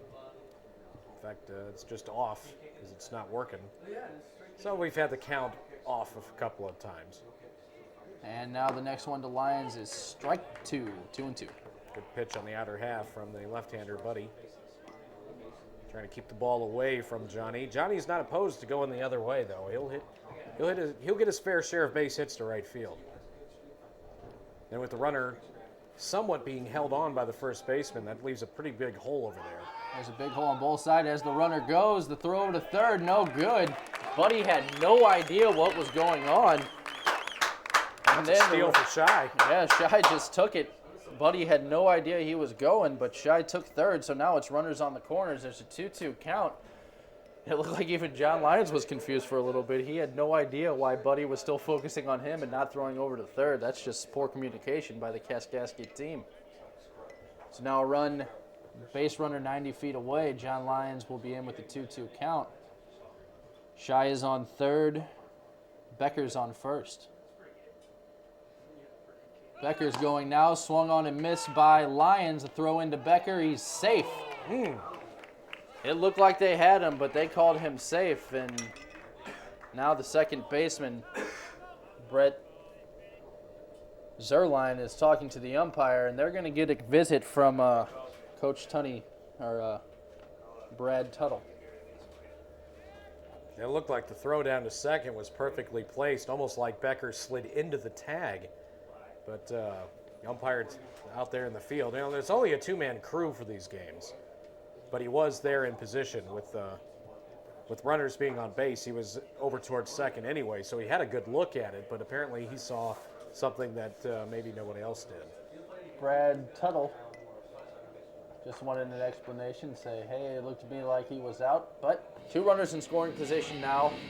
Becker and Shy both with stolen bases. Shy took third, Becker just took second. Kyle Morris. And Lyons is in with 2 runners in scoring position. Good opportunity yet again for Jeffco. They've scored a run in every inning. Let's see if they'll continue that. There is 1 out. Lions now. That one. Actually, that's Morris. Or excuse me, you're right. Lions struck out on that last pitch. Morris is in now. Morris was robbed of a base hit earlier, actually his last time up, just like Schlechte did in this inning, and he grounded out his other time. 2-0 now, the count on Morris, as again, I apologize, Lions did strike out now, so there's 2 outs with runners in scoring position. That was Buddy's first K since coming on in relief. And it's a 2-0 count now on Morris. Morris swings, he's going to knock it into the gap. That one is softly hit and is barred in by the right fielder, Ryan Purcell. So that ends the inning for Jeffco. They do not get a run. The score remains 10-4, and we'll be back in a minute right here on KJFF. A new body on the mound for Jefferson College. It'll be number 43, Taylor Arft. Arft on the season has not appeared, so he gets his first action. Well, I take that back. He does not have a win or a loss. He has not given up a run. He's been in 2 games thus far. So Arft will be appearing in his 3rd game. He relieves Hankey, who Hankey relieved Ackland. Hankey had 2 strikeouts, but got roughed up in the 4th inning a little bit. And now it will be up to Arf to try to contain this offense of Kaskaskia that has scored a run in every inning so far this game. 10-4 is the score of this one. Taylor Arft is a sophomore from Brentwood. Big guy, about 6'6". He is just a huge young man. And a guy that's really been working hard to try to become a more consistent performer for this bullpen. Your attention, please. And now pitching for the he's Vikings, been working number a lot 43, in the Taylor offseason Arft. and working very hard this spring as well. And so far he's had good success, but he hasn't thrown a lot yet. He's only thrown 2 1/3 innings so far. Leading off for the Devils, the left fielder, number 20. This will be a Dayton chance for him to Spears. kind of step in if he can be the guy that can finally hold the Kaskaskia down to give his team a chance to get back in the game.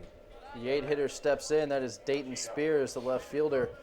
He struck out his first at-bat, but had an RBI double in his second at-bat. That was in the 3rd inning, and he takes ball 1. Now quickly working is Arft. He's going to get ball 2. And Taylor is listed at 6'5", 220 pounds. I think he's taller than that. I think he's about 6'6", 6'7". Arft now gets it over the heart of the plate. It's fouled back by Dayton Spears. Spears, the 8-hitter, will be followed by Wes O'Neill, the shortstop, and then it'll be back to the leadoff man and the guy who's flashing the leather in center field, Tyler Monkman. 2-1 count on Dayton Spears from the new pitcher for Jeffco.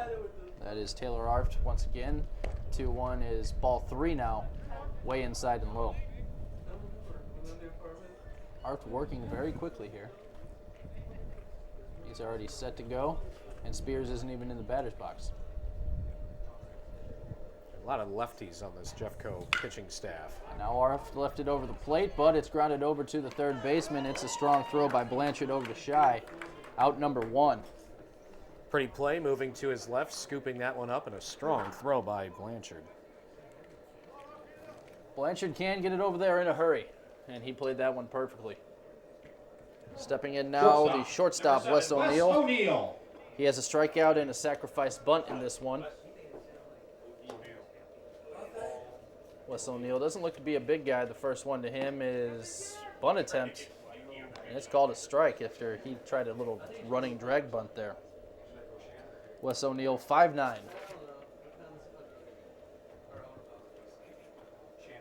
He's the number 9 hitter. He shows bunt again. He pulls it back and swings. It's going to be for Schlechte in center field. He calls for it, and he gets it. He took a step back, hesitated a little bit, but he had plenty of time.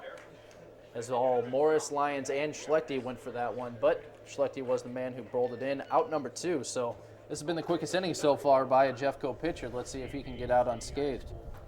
This is the first time Jeffco's been able to retire the first 2 in an inning here in today's game. Arft working here in the 5th. Tyler Monkman 0 for 2. He struck out in the 3rd, walked in the 2nd, and popped out to the second baseman in the Center 1st. fielder, number 1, Tyler Monkman. The first pitch to him is swinging strike. And Arft working quickly yet again. He's going to put it in, and that should be ball number 1. A bit high and outside. Pretty good crowd, keeps building here. More people continue just to come down. The 1-1 now. It's low, called a strike.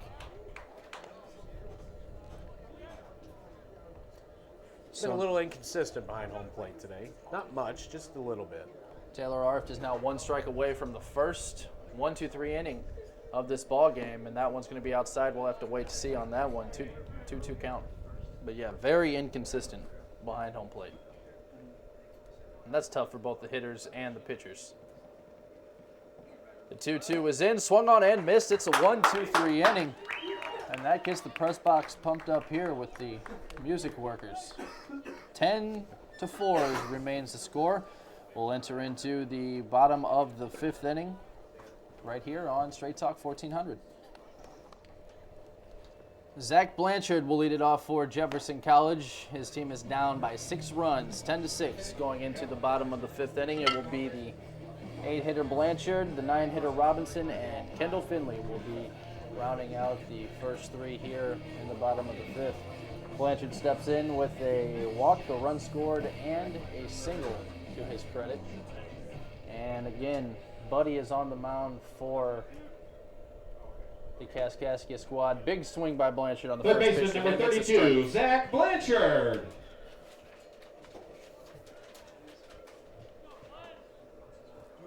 Buddy has had no problem with the Jeffco lineup for the most part, and the second pitch to Blanchard is swung on towards center field. Barely had to move his Monkman, and he hauls it in for out number 1. Took about 1 step forward. That was it. The catcher, number 26, Buddy's Greg done a pretty good Robinson. job of holding Jeffco down since coming on in relief. He got the last out of the 2nd inning. Did give up a run in the 3rd, but pitched a scoreless 4th. Greg Robinson steps in now. He's grounded out and has a single with an RBI in this one. The first pitch to him is called a strike inside. Belt high on the inner half. Robinson had that RBI single his last time, raising his average actually. He's now 7 out of 15, just shy of 500 here in the early part of this season. The next one to him is left hanging over the plate. Misplayed by Monkman. He trots back, leaps, and he makes the catch. So even when he misplays the ball, he can still haul it in. Yeah, he's got some speed to help run some of those down, and that's exactly what he did there. The right fielder, number Backpedaling 11, and was able to Kendall get to it. Finley. Well, the wind definitely messed with that one. That looks like it was going to the gap, but it cut in on Monkman out there in center field, and he was able to make the catch. Bottom line is, if you're going to hit him to center field, don't hit line drives. That's right, because Monkman has That been guy's all going to over him. catch everything. You need to find the gaps.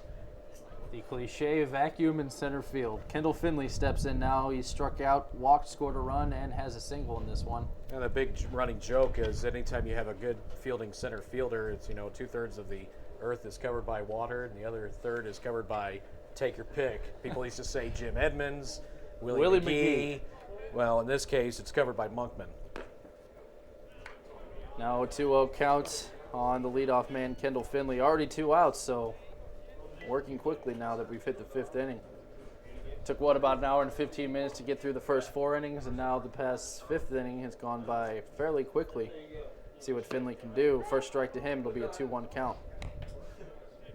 Kendall's got 1 hit so far in the day. First 2 have been retired. It's actually the 3rd time that's happened today in which Kaskaskia has been able to retire the first 2 hitters in an inning. Kendall Finley now on the 2-1. It gets away. That'll be ball number 3. Missing a little bit outside. Brandon Wings on deck. He's 0 for 3 with a strikeout, ground out, and flyout. He's covered all those. Time for a hit out of Wings. But first, Kendall Finley has to finish his at bat. He's facing a 3-1 count, and the next one is ball 4. Kendall Finley will trot down to first base with his second walk of the game. Third The time left he's fielder, been number on. 7, Brandon Last time he Wings. walked, he scored. That's what they want him to do. You draw walks, get singles, just get yourself on base. That's what you want out of your leadoff man, and that's what he's doing. Brandon Wings again, strikeout, ground out, fly out for the day. He's 0 for 3. And he steps in here with 2 outs in the 5th inning. He calls time, so we'll have to wait for his first pitch. And now on deck is Zach Shy with 3 walks in the game. 2 walks and a hit by pitch. The first to Wings is in, and Finley's going. He's going to try to steal second, face first dive, and he's in there. Give him a stolen base. Just ahead of the tag again. It looked like the throw beat him. And Coach Tuttle for Kaskaskia again steps out of the gate. He looks down the umpire and says, what's going on here? You guys not applying the tag fast enough? What's going on? And Tuttle's going to make the trip out there once again. I think he's going to give the umpire in the field a hard time again. That looked like another, bang-bang play, if you will, where from this angle it almost looked like the runner was out. I have a feeling that second base umpire is not going to like Tuttle very much. He leans in. They're going to have a conversation. Let's see. Body language not too good from Coach Tuttle. Not too good as well from the umpire, actually. No, not by any means.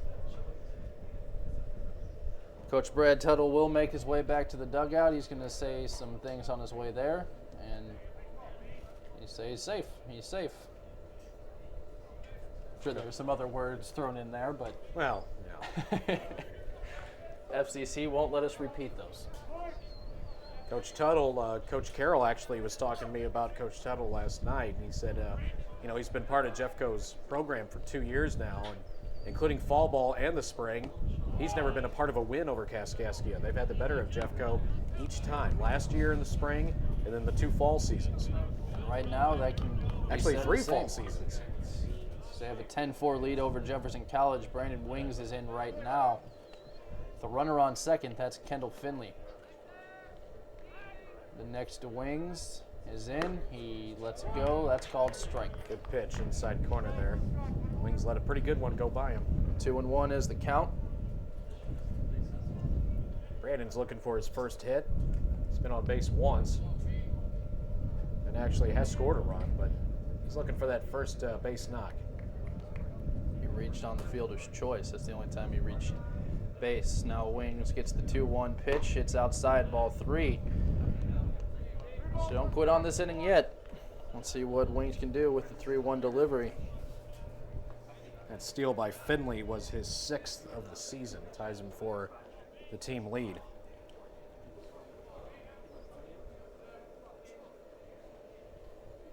The 3-1 to Wings is swung on, fouled back to the cage. Pretty good hack at it.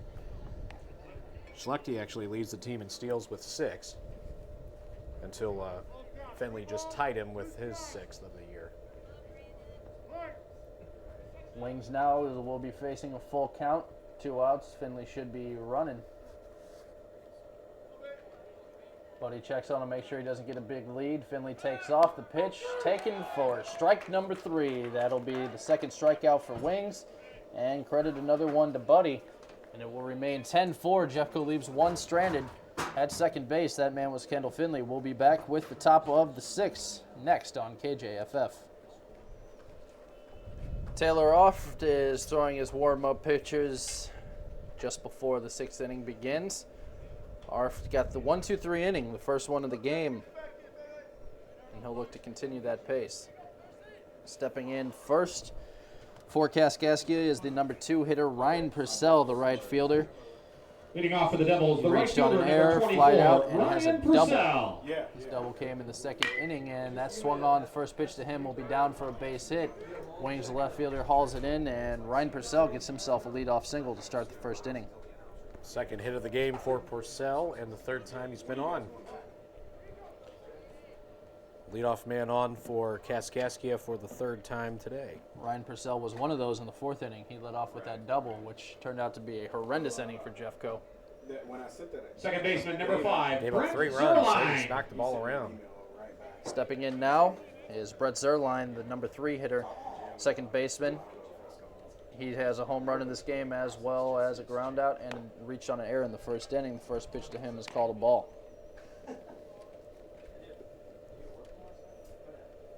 Six-run deficit. Jefferson down here in the 6th inning. Again, just want to remind everyone that it is a 9-inning game. Not a 7-inning, but a 9-inning game today. They're playing just 1-9. Ball number 2 now to Zerline. And Arft had a great inning last time, and he hasn't started off the same here. And leadoff single. Thrown 3 pitches, 2 balls, and the first one was smacked into left field. That one is ball number 3 inside on Zerline, so he faces a 3-0 count. Right. Well, you know, like what I'm wondering is Jeffco down 10-4. Kaskaskia looking to add on into their lead, and 3-0 checks on the runner. Purcell over at first. We'll wait on that 3-0 pitch. at some point, Arf from the stretch, working quickly still. He sets. 3-0 is in for strike number 1. We've had multiple 3-0 counts this game. Quite a few. We haven't had as many walks the last couple of innings, but we've had some 3-0 counts today. Arf steps off after he looks Purcell back to first base, and he's already ready to go again. Steps, throws, and it's swung on. That goes through the left side of the infield. That'll be a base hit for Zerline. Hauled in by Wings, he gets it in. So first and second, nobody out. Back-to-back base hits for Kaskaskia to start this 6th inning. Gives them an opportunity to extend that The lead designated even hitter further. number Right now they 32, lead by Lance 6. Durham. This is obviously a nice feather in the cap for Kaskaskia because they were shut out in a doubleheader against Southwestern Illinois the other day. Both games, losing 3-0 and 2-0, and here they've come out and scored 10 runs in the first 5+ innings against Jeffco. The DH and cleanup man Lance Durham steps in. He struck out, walked, and has an RBI double in this game. He has nobody out to work with, and 2 runners on at first and second. all right, sounds good. Talk to you later. Arf now gets it in. He's looking for possibly a double play ball. Good block by Robinson, and he's going to trot back out to the mound and say, all right, here's what we're doing. Arft has lost his control a little bit. He's not been able to get ahead of hitters like he was in the last inning. Quick chat as Robinson heads back behind the plate, and Arf is getting in the stretch. Durham pointing that bat to the pitcher, and he sets. Delivery outside, ball 2. Who did that? I can't think of the name right now. Holds the bat out. Jim Tomei. Jim Tomei. Nah. Always hold the bat out to the pitcher like that. And that Doesn't put it back Vertical way. above his shoulder until he starts the windup. the 2-0 swung on by Durham, and he knocks it a ton towards right field. That ball is going to one-hop the wall. Back is Kendall Finley. This might score 2. Rounding is 1. They're going to bring them both, and Finley's going to be catching Purcell in a rundown. Excuse me, that's Zerline. Zerline's going to be tagged out. Way might get 2. No. Robinson had to cover third, but Durham gets into third. 1 run did score. Blanchard, who applied the tag to Zerline, didn't have enough on the throw to get it back over to third to cover Durham, who was trying to come over. 1 run does come in on that hit, which ends up going down as a double for Durham, and then he moved up on the fielder's choice. Double and an RBI, 11-4 now. Kaskaskia again tried to get greedy. They lost a base runner, almost lost 2 there, as Durham almost got caught in third. It's not often you see the catcher covering third base. That's what Robinson had to do, though. Now the first pitch is knocked to centered field. That is to Wade Coaster, and that's going to one-hop the wall as well. It gets over Schlechty's head. Durham will trot in, and now Coaster's going to say it's second with a double. So back-to-back RBI doubles here. Still 1 out just because of the tag out, but 1 out. 2 singles, 2 doubles, 2 RBIs. 12-4 now. Kaskaskia with the lead over Jefferson College. Coaster gets into the act with his first hit. He came awfully close to sending it out of here. I mean, it hit the bottom of the wall. out there in dead center. Arft had a beautiful inning of work in the fifth. You can't make the same case for the sixth, as now he gets up to the next batter. The first pitch is called a ball, and that's to Dylan York. York has been a one-man wrecking crew, really, for Kaskaskia. He's driven in 5 runs today. 3 for 3 with 2 singles and a homer. That home run was a grand slam. He now fouls it over to the right side. Nobody's going to be able to get there, and it'll be a 1-1 count.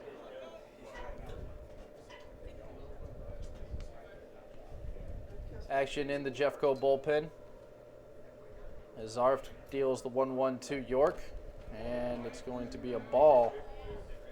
Robinson didn't get it right away, but Coaster could not advance as Robinson picks it up. You can't see who's warming up for Jeffco right now. They do have action in their pen. It's a 2-1 count now to York. Arf steps off, walks Coaster back to second base. Still only 1 out in this inning. This could be another giant opportunity for Kaskaskia. 8-run lead. The 2-1 in is called a strike. That's going to ring him up, actually. Dylan York finally is put down by this Jeffco pitcher, Taylor Arft, and he goes down with a strikeout. That's the first time he's retired today. Now Finnemore, the catcher, will step in. He's got a double, a single, and an catcher, number 30, Mike RBI. Also struck Finnemore. out in the third.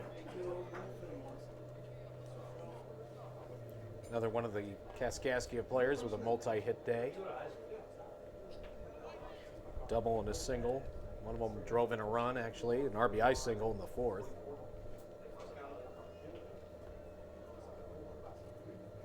First to him is going to be popped in the gap. Finley will not be able to get there. He thought about diving, didn't it? It's up against the wall. A run will score. This could be a triple for the catcher, and he might get caught at third. We'll see. The throw is late and can't be there, and Finnemore is in with the RBI triple. 13-4 is now the score after Wade Coaster scores on the triple by Mike Finnemore.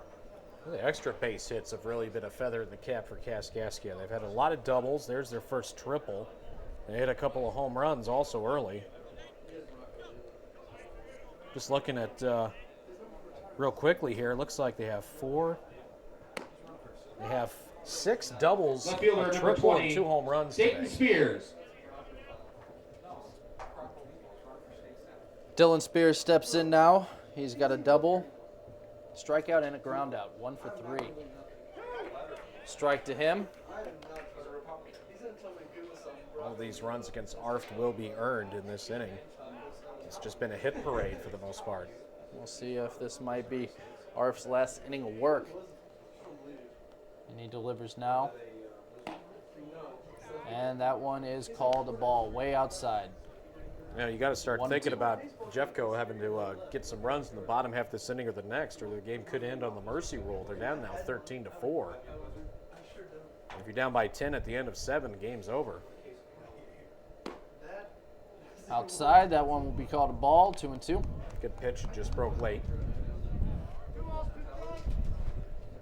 Taylor Arft.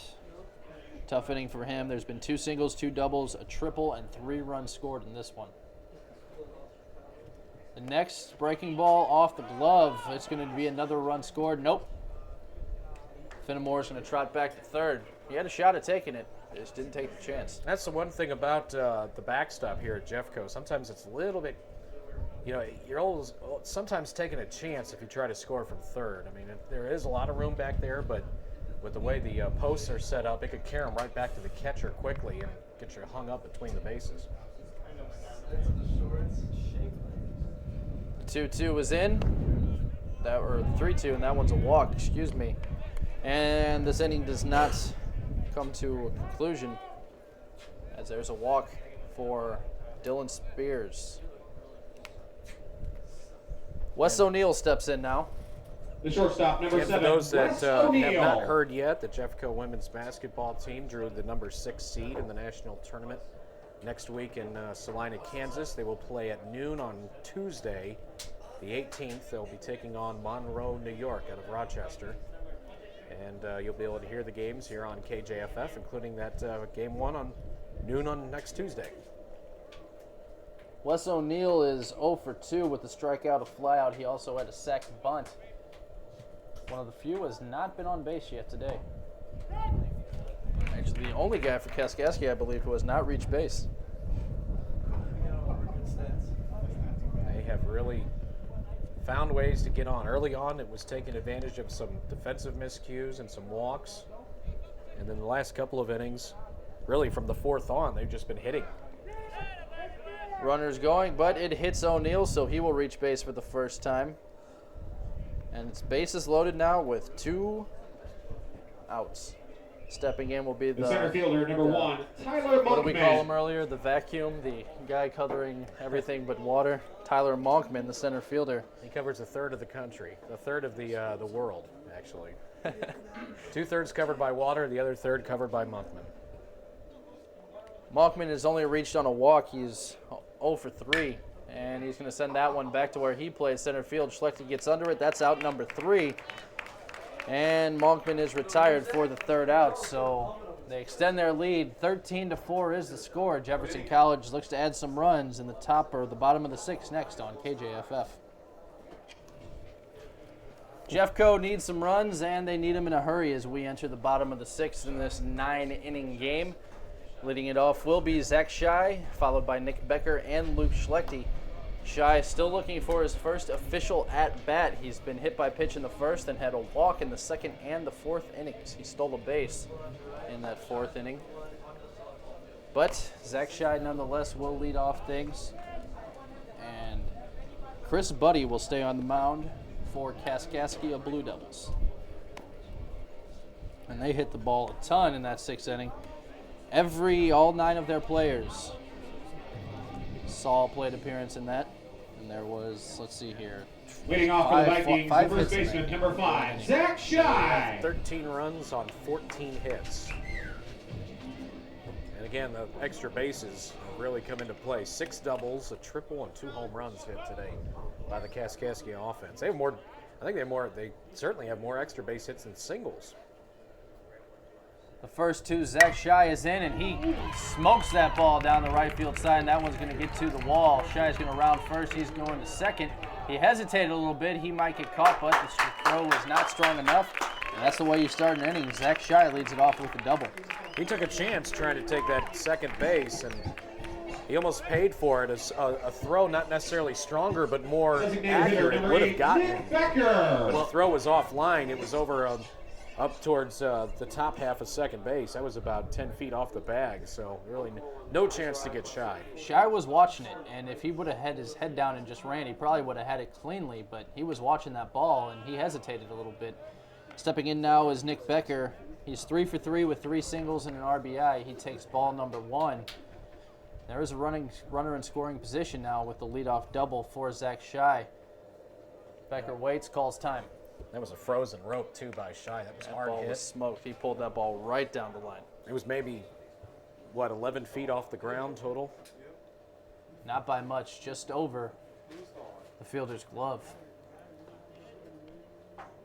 They got the Now hot hitting Becker's Becker in. up, yeah.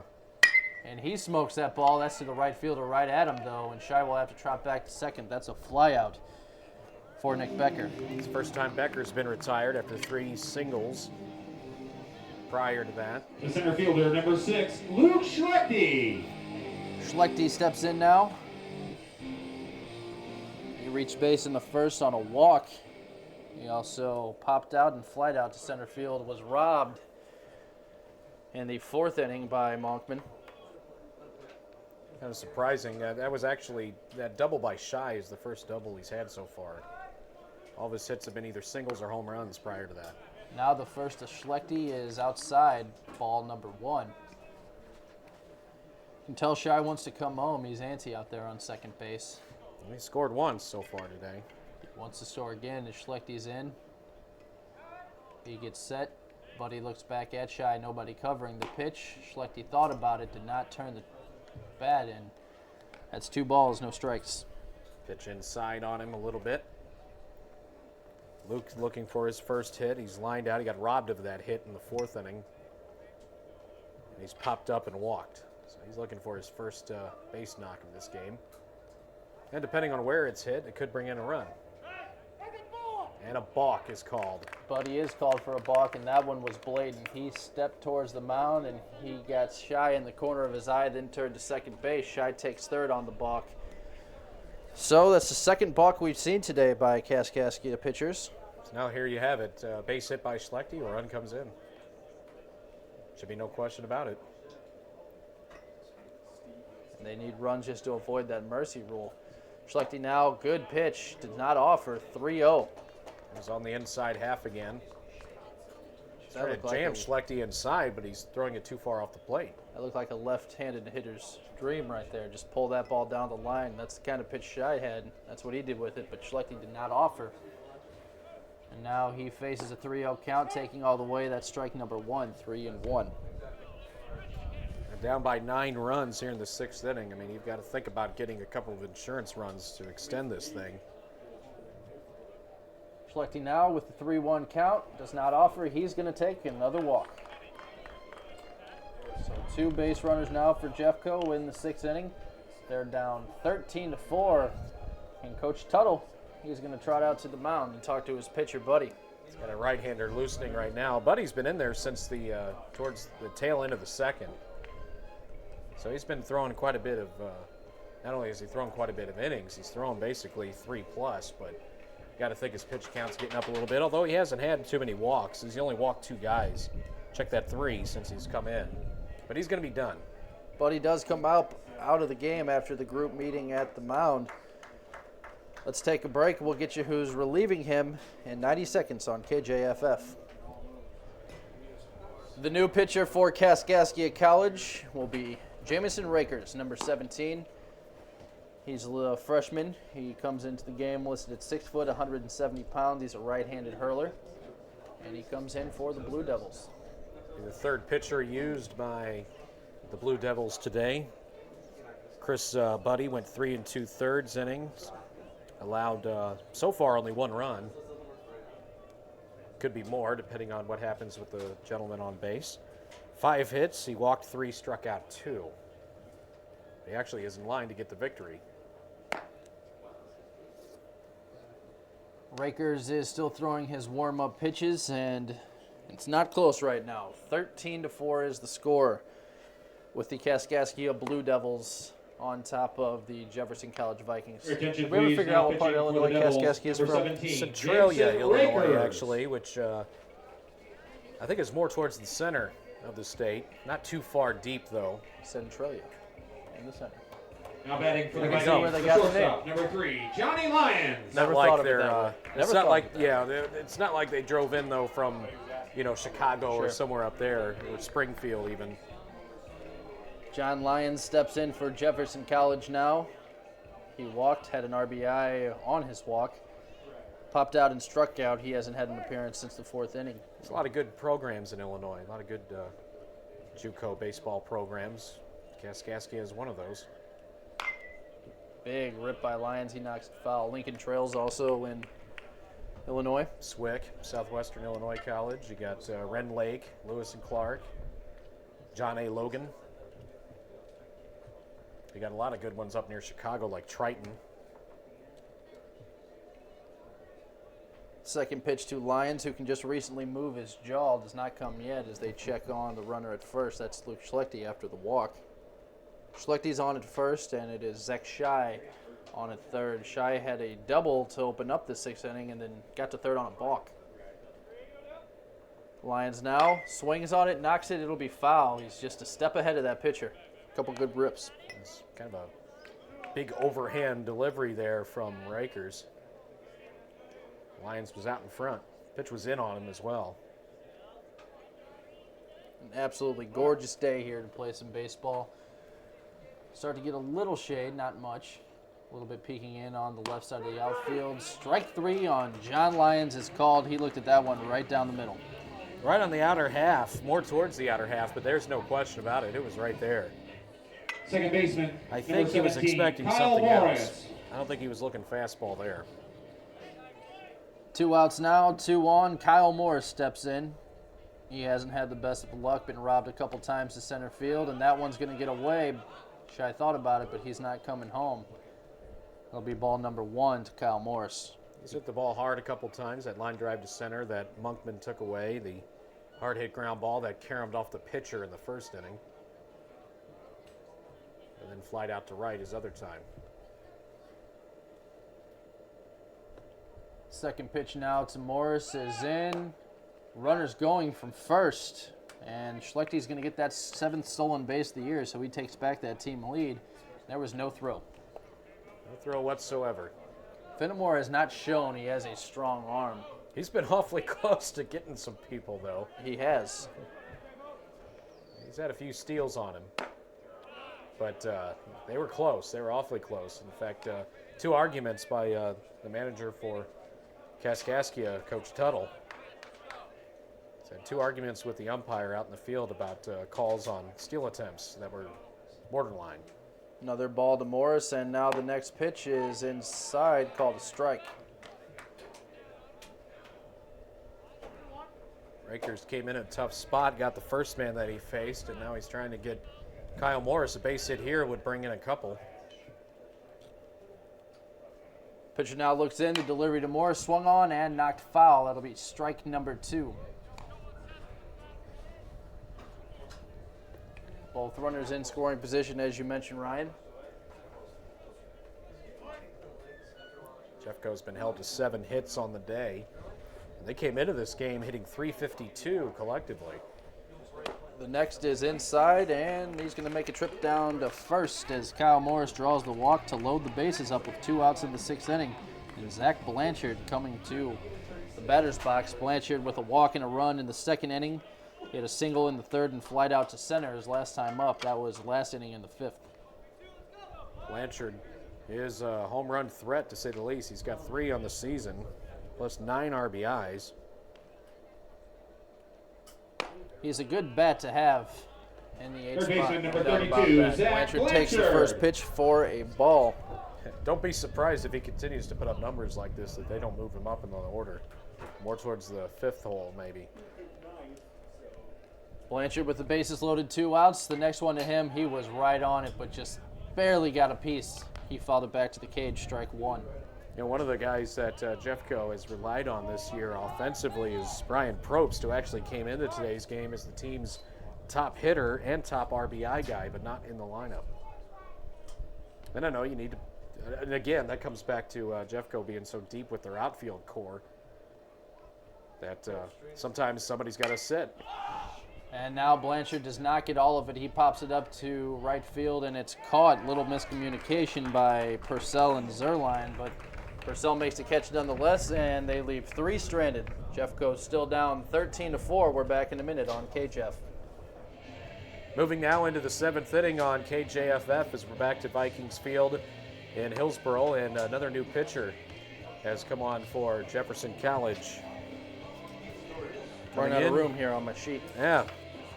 Heath Story, number 30, is going to take over. 6'5", 210-pound right-hander from Kennett, Missouri. He played sparingly last year due to some injury issues, but they certainly expect a lot more out of him this year. And he's going to get his opportunity to try to keep this Kaskaskia team down. It looked like Taylor Arft was going to get off to a good start, but then he got hit around in the 6th a little bit after he pitched a 1-2-3 5th inning, which has been the only 1-2-3 inning we've had all game. Ryan, as you mentioned to me during the break, through 6 innings, 13 runners left on by Jefferson College. That's been the number to look at, to say the least. And on the other hand, Kaskaskia has done a pretty good job of getting their base runners in. They've had a lot of them, and that's why they have 13 runs. Your attention, please. Arft goes Now 2 pitching innings, for the allowing Vikings, 3 runs number on 5 hits. He Heath walked one, Story. hit a batter, and struck out 2. And now the 4th pitcher used in this game, Heath Story. Leading off for the Devils, the right fielder, He was number part of 24, Ryan Purcell. District championship and quarterfinal Kennett team. In fact, I think that team actually went to state that year. And the first pitch is fouled back to the screen. Ryan Purcell leads it off for Kaskaskia. I think Kennett that season, his senior year, Story's senior year, I think ended up losing in the championship or finished third, I think. But he was a big part of that successful Kennett team. There's one thrown behind the batter and then to the screen. Purcell's head almost got taken off there. Purcell's been on base 3 times. Reached on an error. He has a double and a single. He has scored all 3 times he's been on base. There's a pop-up in the infield just behind the mound towards second base. Catch made by Lyons. Jam shot from Story. And there's one way. I want to make a note to Coach Carroll real quick. That's the 3rd time Kyle Morris's head just came off. Second Might baseman need a number bigger one or 5, smaller one. I Brent don't know which one. Zerline. Here's Brett Zerline. He has been one of the Jeffco killers today. A couple of hits, including a home run. Takes a fastball up and in from Story. Story giving some chin music there. Who was that last year we saw get take for Jeffco? Took a ball off the helmet. Becker. Nick Becker, that's right. Ooh, that was scary. John Lyons will tell us. Yeah. Luckily, we didn't see what happened to Johnny. I don't think I would have liked to have seen that one. That happened way back in the first game of the year against Oklahoma. But he's back now and playing well. Strike again. Good pitch by Story. 1-2 count now. Wind picking up here a little bit.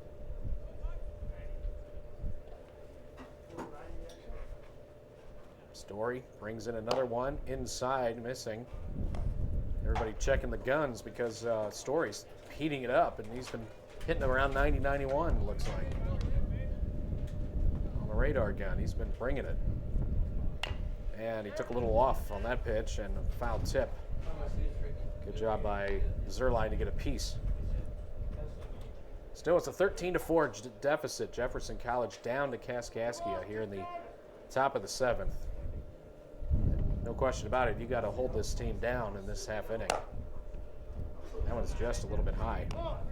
Looked like a good pitch from Story, but looked high to the umpire, so it's called a ball. Practically an unhittable pitch with the way he's bringing it in there. High heat. There's ball 4.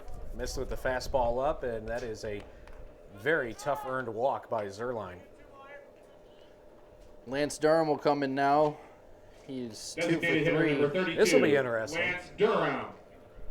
You got a fastball style pitcher, more or less, against a fastball hitter who's got power. Durham came close to a home run last one. He ripped one down the right field line. And he hits this one to deep center field, and that one is gone. Just like that, Durham hits it to right center field. A line drive. That thing got out of here in a hurry. Well, Durham was licking his chops heading into the batter's box. He could not wait to get in on this fastball pitcher. I mean, he was antsing around, and he got in there, took one pitch, and boom, it was gone. Don't want to say we foreshadowed that one a little bit, but that's exactly what Durham was looking for. He's had some monster hits. He's now 3 for 4 on the day with a strikeout, 2 RBI doubles, a home run, and a walk. 4 RBIs total on the day, 3 runs scored. Yeah, a pair of doubles and a home run. That'll certainly help your situation out. First baseman number 11. So Wade now it's Coaster. 15-4 in favor of Kaskaskia, and there's no question Jeffco will need at least 2 runs in the bottom of this inning. And there's a strike at the outside corner to Coaster. That was just a shot off of Heath Story, and he put it right in the wheelhouse, too. Foul tip. Lance Durham showing a lot of his old man, Leon Durham. He's been a bull today, that's for sure. Yeah. Leon Bull Durham. There's one thrown back to the screen. So what, his son Lance is built like a bull. That is one stocky, powerful guy right there. Not a lot of height. He's only listed at about 5'11", and that's probably about right. But you can certainly tell by looking at him, he is strong. Do have some action in the Jeffco bullpen. It's a fly ball into right field, and Finley came in at first and then had to backtrack to make the catch. Almost fooled him, but he still hauls it in for out number 2. Well, Finley just misplayed the win right there. The American flag in center field is blowing right to where Third baseman number Kendall 10. Finley is, Dylan straight out to York. right field, and that's what carried that ball a little further than he expected. Been 3 home runs today hit by Kaskaskia. Ground ball the other way. Morris dives, but it's past him and into right field. Be a 2-out single by Dylan York. That guy's got 4 hits today. 3 singles and a grand slam home run. That's a pretty good day at the office as well. Did strike out his last at bat, but I'm sure he's made up for that one. Talk about what Durham's done and what Zerline has been able to do today. But you can't forget about Dylan York. He had the big blast back in the first inning, which really set the tone for this Kaskaskia team. We're going to get a pinch hitter. Something going to change here. Scores 15-4. Looks like Coach Tuttle is switching it up. Fenimore is going to go back to the dugout. Looks like they're going to bring in number 9. That's Tyler Graham, a catcher and outfielder. 6-foot sophomore to 180 pounds. And a right-hander. Not too many left-handed sticks on this team. In fact, the only one that was in the lineup was hitting from the left side was Durham. Graham actually is a left-handed hitter. He throws right-handed. There we He's go. One of those Misread that. switcheroo type guys. Ambidextrous. So Tyler Graham will come in. Now batting for the Fenimore. Devils, number 9. Fenimore had a Tyler heck of a Graham. day. He exits going 3 out of 4 with a couple of RBIs, a double and a triple. Why not bring him back in there? He's only a home run shy of the cycle. Get him that last at bat. But instead they go with one of the backup catchers. Tyler Graham, of course, is a sophomore. Fenimore is a freshman. That might have something to do with it. That's possible. Assuming he'll probably take over the catcher's role. He foul tips that one at the plate. I think he's down 0-2 now to Story. Story has allowed 2 runs in the inning. 1 out walk and then the home run to Durham. And he gives up a single to York with 2 outs. Ground ball hit hard to first. Shy glove steps on first. All in one motion to end the inning. Double play there.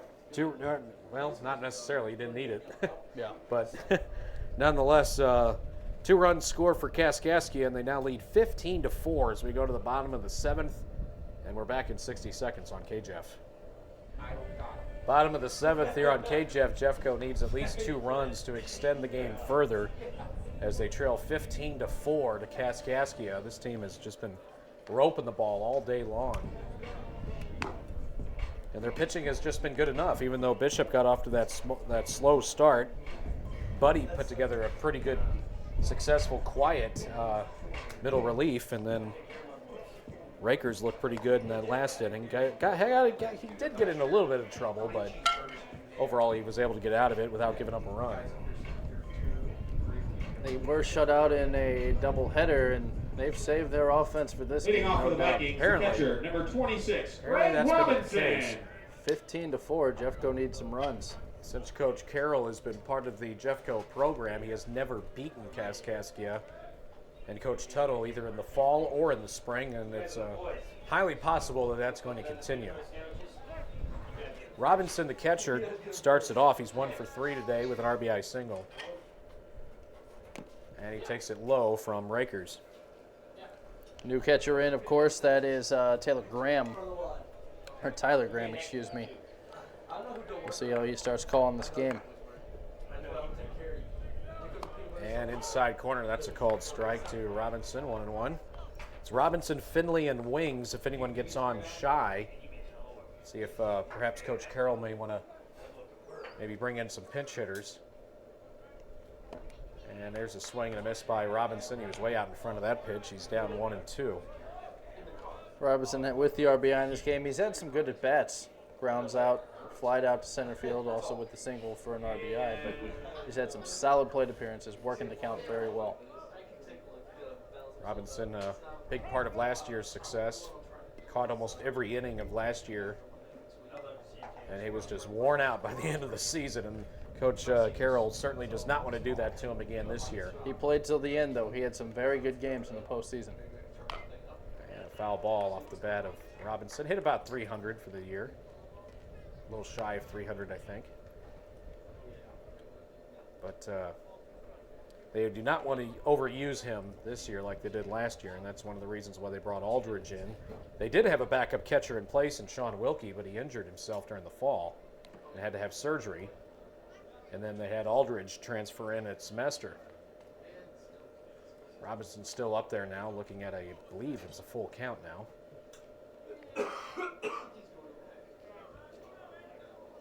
Of course, they had a preseason commitment from a catcher that was taken in the draft. Absolutely. Dan Rolfing. Rolfing. Excuse me.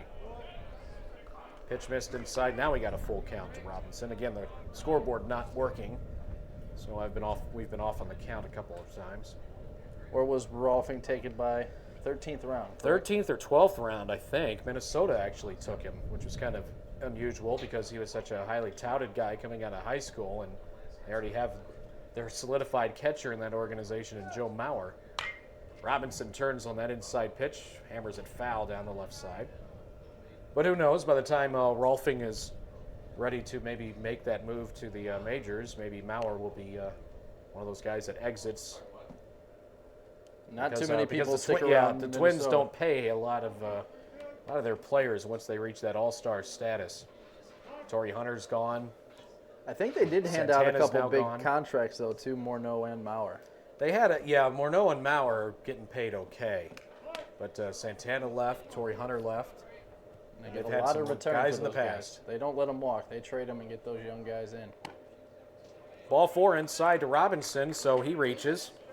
That was a tough at bat for Greg Robinson. That's his third or fourth tough at bat he's put up. The right fielder, He's number faced more 11, pitches Kendall than any Finley. other batter in this lineup. Finley up now. Kendall's been on base 3 times. A pair of walks and a single. Also has a stolen base. And he bats with 1 on and nobody out. Kendall Finney, the leadoff man, has a stolen base in this game as well. Found out during our last break, actually, that Brian Probst is actually out injured right now. Who actually leads the team in hitting and runs batted in to this point. With a not a quad, but a hamstring injury. There's a pitch inside that misses, catches the corner, I should say, to Kendall Finley. He was injured in the weekend series at Maple Woods in Kansas City. They were postponed on Sunday in Maple Woods, had to make it up on Monday, and then they immediately came back and then went out to John Logan yesterday. This Jeffco team's probably a little worn out. They've played a lot of doubleheaders the last couple of outings, but that's how it works sometimes when the weather is what it is. They got a lot of games ahead of them as well. Finley down in the count with 2 strikes now. Robinson is lead from first. And that one's back to the screen as it goes inside and then off the catcher's glove. Another one in the dirt, and Robinson moves up on the wild pitch. You can definitely see why Finnemore is the mainstay starting catcher. His defense is much better so far than what Graham's has been. And Graham's only in there for the first inning. Didn't take you long to make that assumption, huh, Craig? Well, he's let a couple go by. I'm sure he's not trying as hard as maybe Finnemore was early in the game when it was closer. Well, when you're up 15-4, obviously things sometimes become a little lackadaisical as Finley fouls one off. Good job to stay alive in this at bat. See, Graham just covered his eyes with his glove on the foul ball. You're supposed to catch it. Don't hide. And Jeffco needs at least 2 runs in this half inning to extend the game. Otherwise, it will end early. Sorry, Dave. They're off to a good start with a runner at second. That one misses outside. Good play by Graham there defensively. I'll give him some credit. Finley having another good at bat here as well. That's the way he plays. He'll draw a lot of walks. If it's not close, he won't swing. He'll work counts. That's what a leadoff man does. Fly ball the other way, and this will get out of play. I would say it would reach the seats, but there are no seats down that way. Dayton Spears was running as hard as he could towards that ball, but there was a fence blocking him, and he didn't even get halfway to that fence. There's here at Vikings Field, there's a lot of room in foul ground down the third base line, not so much down first. In fact, the further you get out into that right field corner, the less and less room there is in foul ground. Finley reaches again and pops another one foul. Just went right with that pitch, stuck the bat out there, knocked the foul down the left side. I guess if you were just walking up with the scoreboard not working, you'd have no idea what the score is. No, certainly not. Yeah. So that's good. Could seem like an exciting one. Hard hit to second. Ball picked up there by Zerline. Finley's thrown out. Robinson moves from second to third on the play. The left fielder, number 7, Brandon 4-3. Wing. Robinson 90 feet away. Wings at the plate now, still looking for his first hit. He is 0 for 4. A pair of strikeouts. He has fly to center and has reached on a fielder's choice and scored.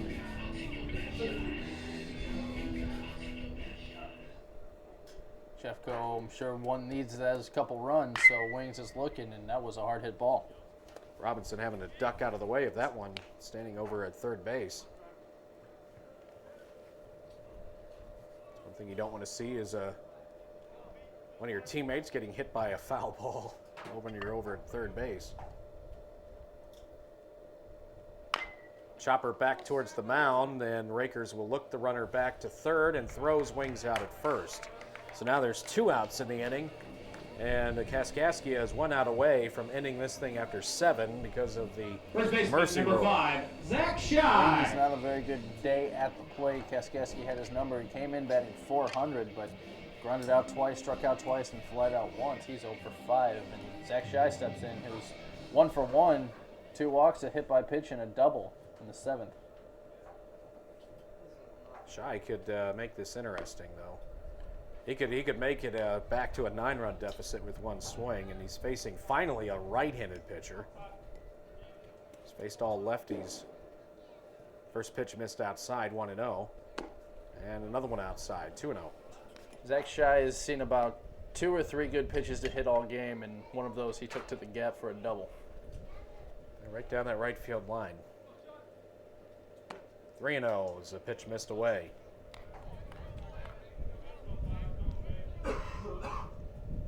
Shy back in, ready.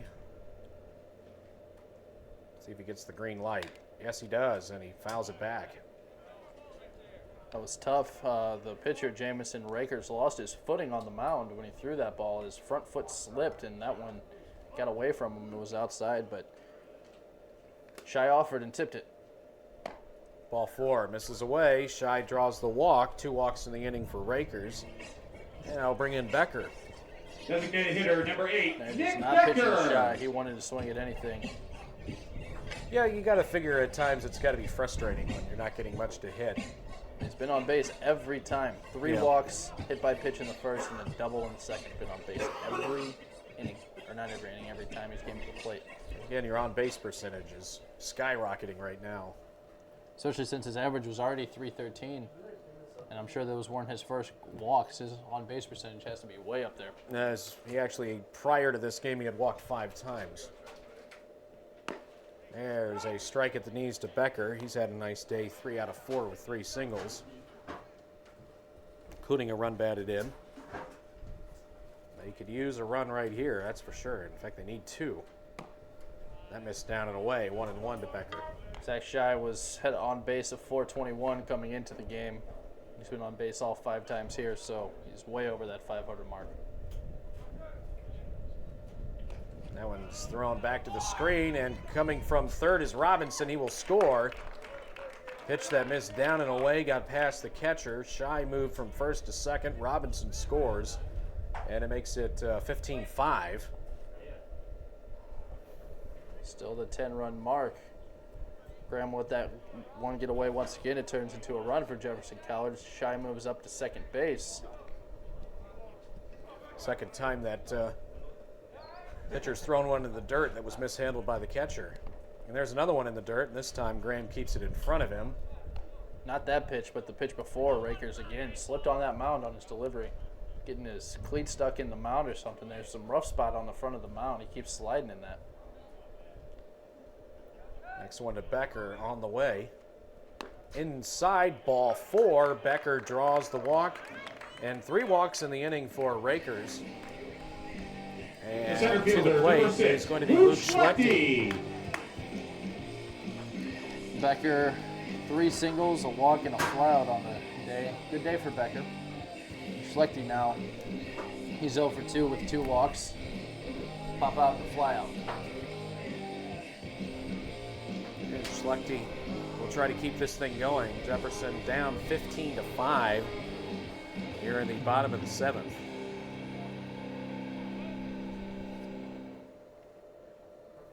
So they need at least one more to go into the 8th inning.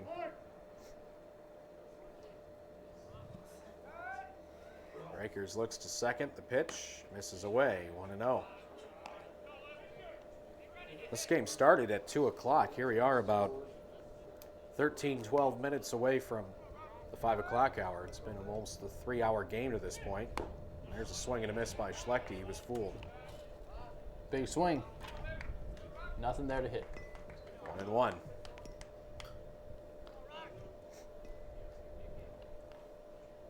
That's outside. And another pitcher is actually up for Kaskaskia.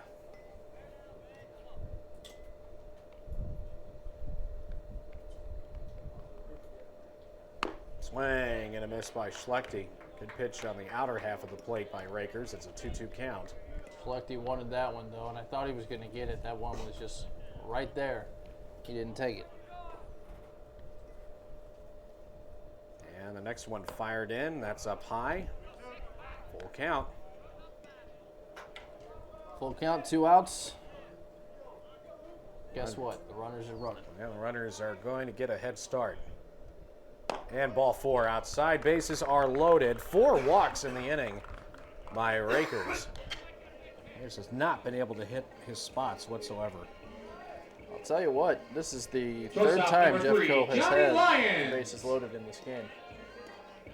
We've already had 13 stranded runners. They don't want to make that 16. And a ground ball towards third. That's foul. A chopper off the bat of John Lyons. John Lyons 0 for 3. He does have an RBI when he walked in the first, popped out and struck out twice. He's had a kind of a rough day at the office. He's committed an error. He's had a couple of strikeouts, but he could kind of make some amends for that if he can come through here. Ground ball towards third and grounded fair down the third base line.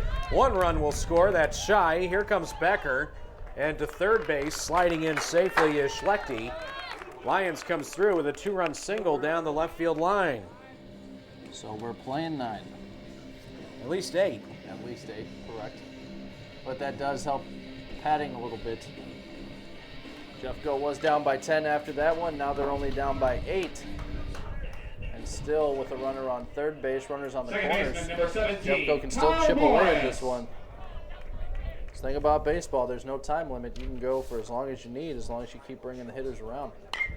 And a pop-up off the bat of Kyle Morris as he swings at the first pitch. It's over towards first, and the second baseman, Zerline, makes the call on the catch. But Jeffco does get 3 runs in the inning. 2-run base hit by Lyons extends it, and Jefferson trails by a score of 15-8 as we've played 7. We're back in 1 minute on KJFF. Another new pitcher comes in for Jeffco, Sean Schaefer, a right-hander. Comes on to pitch the top of the 8th inning. Heath Story goes just 1 inning, allowing 2 runs on 2 hits. Walked 1, did not strike anyone out. And now Sean Schaefer will get his opportunity to tote the rubber, if you will. Schaefer has pitched 3 1/3 innings so far. He's made 3 appearances. This will be his 4th, all in relief. He's allowed 8 hits and 8 runs, but only 2 runs earned. He has struck out 3 and walked none. And he will take over here in the top of the 8th inning with his team down by a score of 15-8 to Kaskaskia. Very crucial inning here. And it's going to lie on the shoulders of Schaefer. He needs to shut this Kaskaskia offense down give Jeffco a shot. Your They attention, still have please. 2 innings, Now pitching for the Vikings, number 20, make Sean Schaefer. a 7-run deficit, so Schaefer needs to have a good outing here.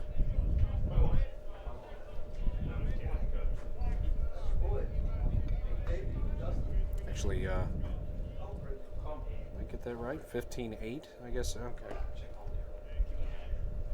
First pitch misses to Leading off for the Spears. Devils, the left fielder, number 20, Dayton Spears. Thought I had the score wrong there for a minute. Actually, I think they've scored 7, haven't they? Now, actually, it is 7, not 8. It's 15. It's 15-7. But I guess they're not worried about the mercy rule. For some reason, I thought that they extended it, but actually they haven't. Nonetheless, we still are playing. There's a ground ball to second. Morris with it. On to first. There's the out.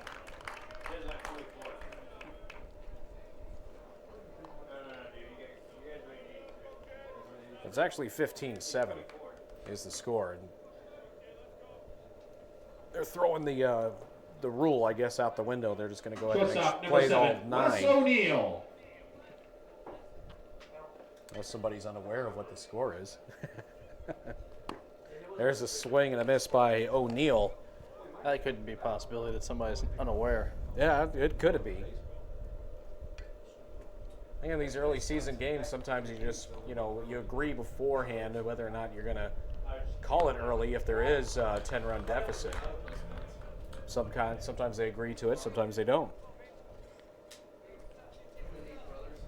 O'Neill's been on base only 1 time in this game. That was a hit by pitch. Good pitch on the outside corner by Schaefer, but he misses. So if Schaefer can hold Kaskaskia these next 2 innings, Jeffco needs 4-run an inning to tie it up. Will they do it? It remains to be seen. Stay tuned. Breaking ball misses high. 1 out, nobody on in the top of the 8th. Again, 15-7 is actually the score.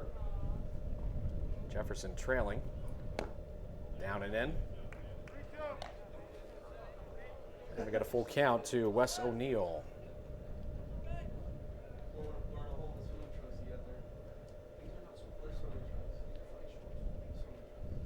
Popped up and out of play. Goes behind home plate.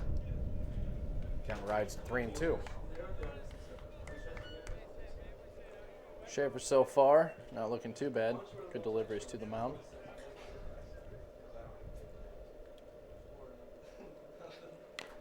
Ground ball back to the backstop.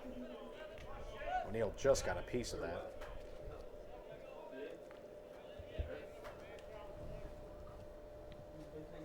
On deck is Monkman, the center fielder. And a foul tip right into the glove. And the catch is made as Robinson hangs on the foul tip for a strikeout, and Schaefer's retired the first 2 that he has faced. Center fielder, number 1, Tyler And it's Monkman. Monkman coming up now. Tyler Monkman, 0 for 4 on the day with a walk and a run scored. And he gets clipped by the pitch inside, and he will trot down to first. He's hit by the pitch on the very first delivery he saw from Schaefer. O'Neill was hit by a pitch in the 6th inning. The right Monkman fielder, now number in the 8th is the 24, second Ryan player to be hit by a Purcell. pitch for Kaskaskia. Shy was hit by a pitch in the 1st inning for Jefferson College. Purcell has a couple of hits, double and a single. Has scored 3 times. Last time up, however, he popped up short.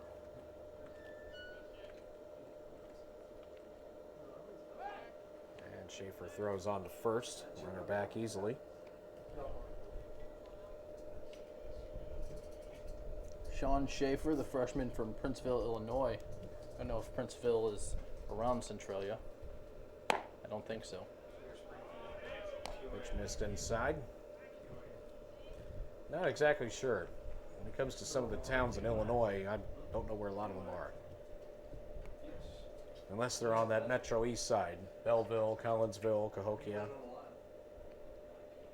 That one missed in as well, 2-0.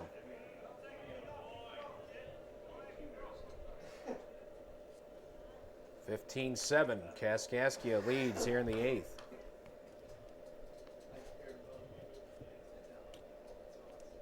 And another pickoff move to first, runner back.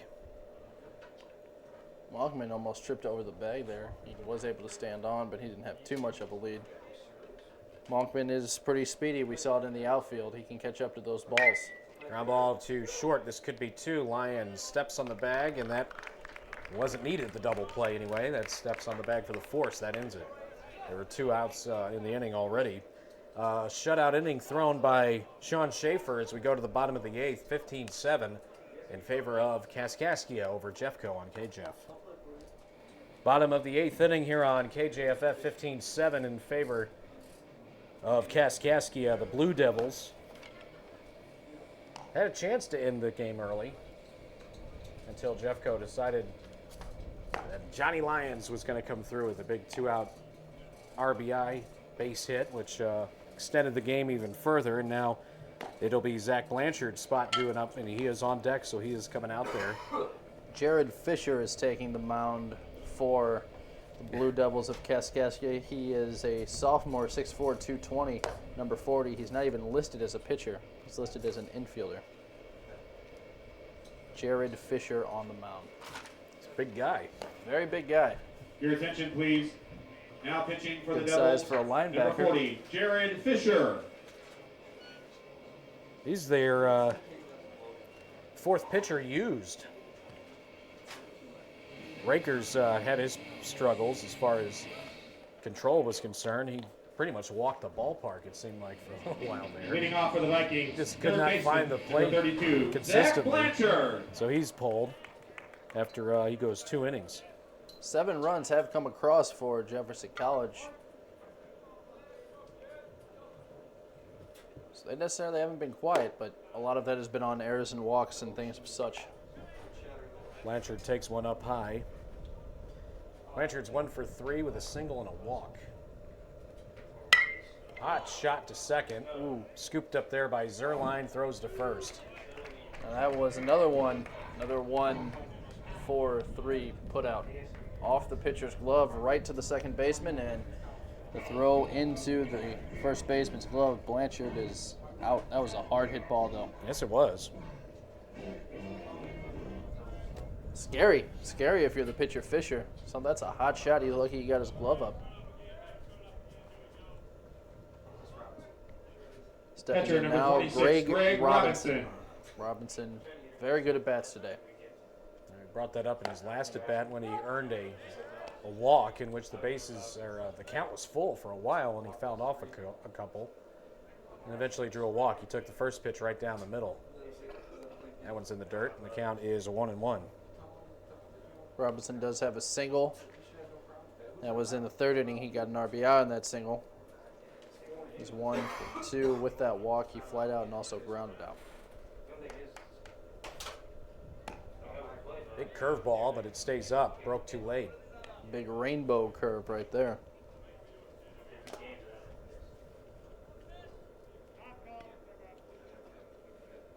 And Robinson had called time, and the pitch was thrown anyway, and it was up high. Wouldn't have counted anyway. Robinson's pretty good about calling time. Likes to do it in mid-motion, or mid-setup, I should say.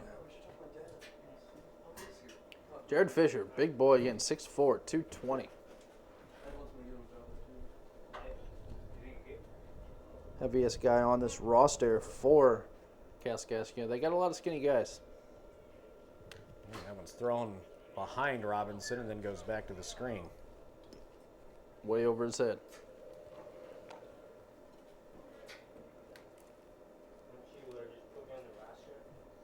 You know, Rakers ended up going an inning in 2/3. Gave up 3 runs, but only 1 hit.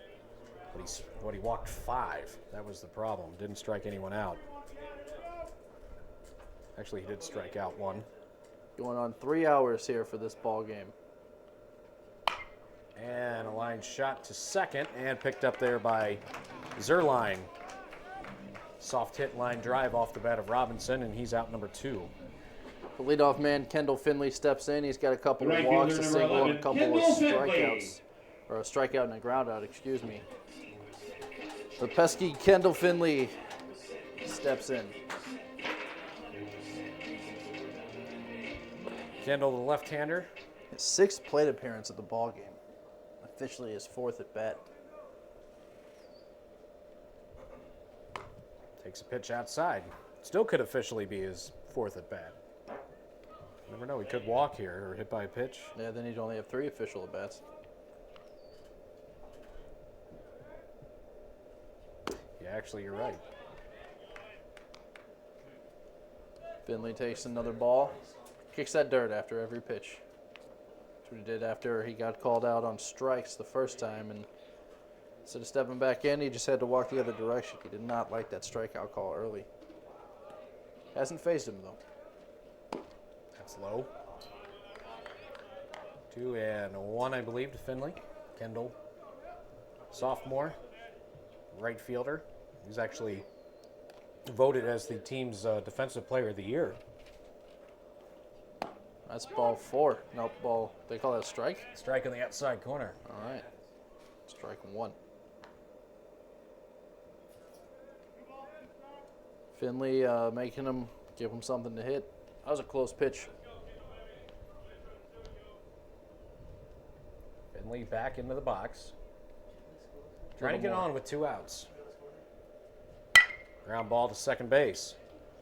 And the ball knocked down by Zerline, but no play. He actually knocked the ball towards second base as he slid for it, and that'll be an error. Left fielder, Finley number is 7, on. Brandon Wings. A little bit more shade now here. Coming over the field here in Hillsboro. That's the first defensive miscue, I believe, the entire day by Kaskaskia. They played well defensively. There's a couple throws that got there a little late because of some bobbles, but the only major thing. Finley's going for 2, and he'll get there.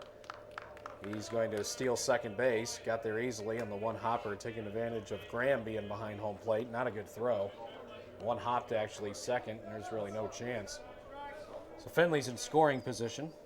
On that error by Zerline, that was kind of over dramatic by him. It didn't seem like he had to dive, but he ended up diving and kicking the ball out. Kind of interesting. Finley's taking third. The throw there is not in time because the ball got past the third baseman slightly and into shallow left.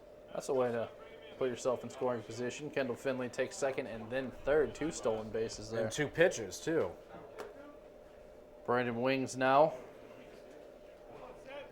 I'm sure Zach Shy on deck is just saying, Brandon, look, take a walk or get a single because I want something to hit. Does have 1 hit, and it was a hard-hit line drive double down the right field line. Wings is looking for that elusive first hit of today. He could use something here. 2 groundouts, 2 strikeouts, and a flyout. And he hits this one into center field. Looks like it should be handled by Monkman. Makes the catch. Jeffco unable to score in the 8th inning. We'll go to the 9th. 15-8, or 15-7, excuse me. Jefferson trailing to Kaskaskia, and we're back in a moment on KJEF. Another new pitcher in for Jefferson College. It's Robbie Ward, as he is going to be the 6th pitcher used by Jeffco today. Schaefer goes an inning, allowing no runs, no hits, hit a batter, struck out 1. And now will look to Robbie Ward, who has been the closer, really, of this team. 2 saves and 5 innings pitched. He's making his 3rd appearance. He has struck out 4. He's walked 3. Ryan, I'm going to go out on a limb here and just say this is not a save situation. Ward is a freshman out of Francis Howell North High School. 6'2", 160. He's got a great arm, though. And he kind of came in as one of the guys that Coach Carroll was very proud of, and a guy that he expects a Now lot pitching out for the of. Vikings, number 23, No hits, Robbie no runs Ward. given up in 5 innings pitched. He has walked 3, struck out 4 this year. First pitch misses outside. Second one up and in. 2-0. He's got a very quick move to the plate, watching him warm up and watching him deliver. It's kind of that quick, herky-jerky type style. Hides the ball very well. And there's a foul ball off to Just behind home kinda plate. snaps that arm. Hides it and then just, boom, snaps that arm real quick. 2-1 the count to Zerline. And he could not check his swing on an inside pitch. He was trying to protect himself a little bit and put the bat through the zone. It's 2-2. This is a very interesting delivery. It looks like from up here, the ball starts coming out behind him. That's got to be tough for a batter. There's a foul ball off to the right. Well struck off the bat of Zerline, but he was late. Zerline, nonetheless, has had a pretty good day. And Wart brings the next one in. Breaking ball popped up on the infield. To the shortstop, Lyons. Calls everyone off and makes the catch. And Lance Durham will step in for Designated hitter number Kaskaskia. 32, He's had a Lance big day, Durham. struck out his first at bat, but has reached base every at bat since then. He had a walk in the second, an RBI double in the fourth, an RBI double in the sixth, and a big 2-run home run in the seventh. Pitch misses outside. This will be an interesting matchup. See if Durham can pick up the pitch from Wart. Robbie Wart. W-O-R-T. Ground ball hit to second. Good job by Wart. He's going to get the tough out accomplished as Durham grounds out 4-3 to Kyle Morris. Good play by Morris, just to say with it wasn't an overly hard hit ball. Pretty routine, and Morris gets it over to first, and Third Durham baseman, sits number down 11. for the second time today. Wade Coaster. 15-8 or 15-7. Gosh, I keep messing the score up. 15-7. Jefferson College trailing. There's a ground ball hit to third. Blanchard's got it. Over to first, and a 1-2-3 inning for Robbie Ward. Very impressive. Gets a couple of lazy groundouts and a pop-up on the infield. And as we move to the bottom of the ninth inning, Jefferson trails 15-7. We're back after this on KJF. Bottom of the ninth inning here on a 1400 KJFF. Here in the Jefferson College baseball home opener, they trail 15-7. It's been a 3-hour-plus long baseball game, and the Vikings need a huge rally here in the bottom of this ninth inning. Following the ball game, we will not have much of a post game, as we will have the program coming up at 6:05. In fact, we may even have a hard time getting that one on time. Coach Carroll's just going to matter have of to hop fact. in the van with us. That's right. Well, the thought is, Call shotgun, Coach. yeah, the thought is to have the rounding third show at 6:05, but Leading off for the Vikings. we're not going to have much of a first baseman, post game number on 5, this day and Zach ends. We'll talk Shy. about it during the game, but there's no question that we may have a hard time getting that thing going on time tonight. There's a pitch missing outside to Zach Shy, especially if this we may end up having to do it from here. Of course, the rounding third show every Wednesday night will be at 6:05, except for maybe tonight. And Shy takes one in the outside corner for a strike. Coach Kevin Emmerich of the Jeffco Lady Vikings will be on the show tonight.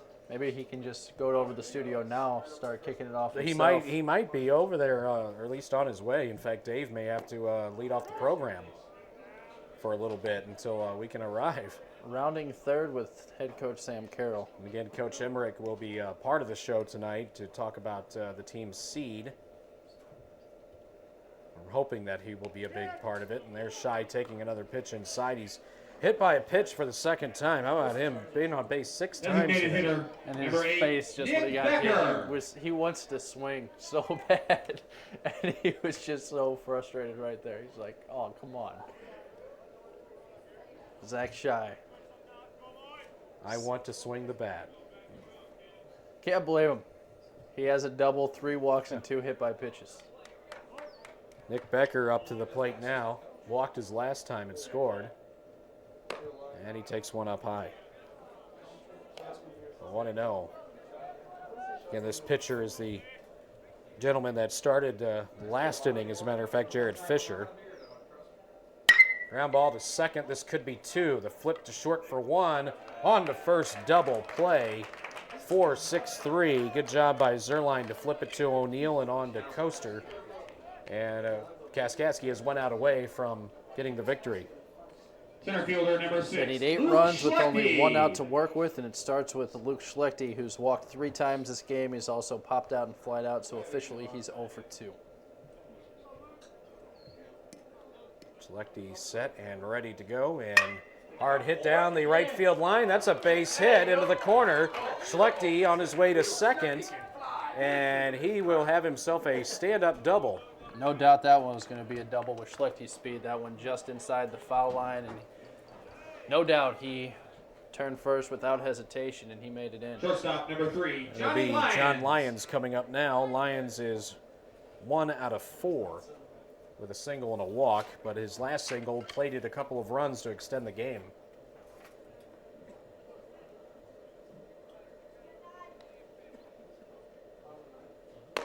That's a little bit high.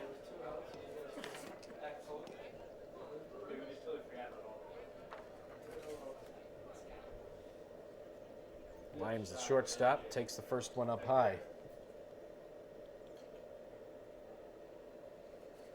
Curveball up high again.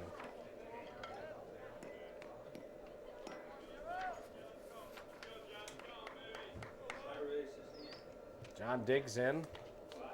Ahead in the count, 2-0 to Jared Francis. Schlechte on at second base with 2 out. Jefferson down 15-7 to Kaskaskia. Schlechte in scoring position. Lyons looking for his second RBI of the game. Actually third. Oh, yeah, 'cause you're right. He walked in that first run. Actually, he's driven in 3 on the day. Yep. 2 RBIs on that 2-run single in the 7th inning, and then drew that bases-loaded walk way back in the first, which seems like eons ago. 3-hour-plus ball game to play 9 innings here in the home opener for the Jeffco Vikings, which has not gone very well. Lyons pops it up and out of play. Just a note, the baseball broadcasts just getting underway with this game. We have games scheduled for next week.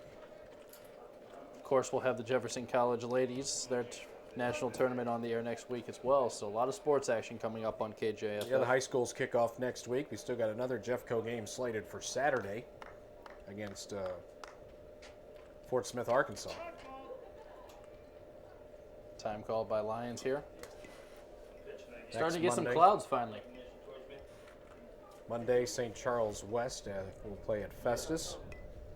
The high school opener scheduled also Fredericktown at Crystal City on Tuesday, and Hancock Herculaneum on Thursday. Of course, that will depend on what Jeffco does in their opening game, which will be at noon on Tuesday. That's in the, of course, women's basketball team in the national tournament.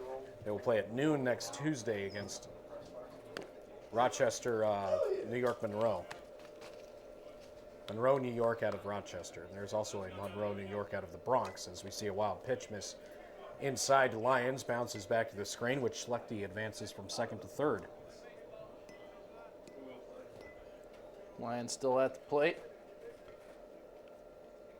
Schlechte at third, as you mentioned, Ryan, 90 feet away from scoring another run. There's a rope down the left field line. Line drive base hit for Lyons will bring in Schlechte, and Lyons will get another RBI. That's 4 ribbies on the day for John. He started off slow, but he's made an impact here late in this game. And it's now 15-8 the score. Jeffco not done yet. It'll be Morris coming up to the plate now. Kyle is 0 for 4 with a walk. Foul tip at the plate. Second baseman number 17, Kyle Morris. Morris has hit the ball hard a couple of times. Nothing, though, to show for it. It's now 15-8 after Jeffco gets a run on the base hit by Lyons, scoring Schlechte. Pitch is low and away. Ball and a strike to Morris.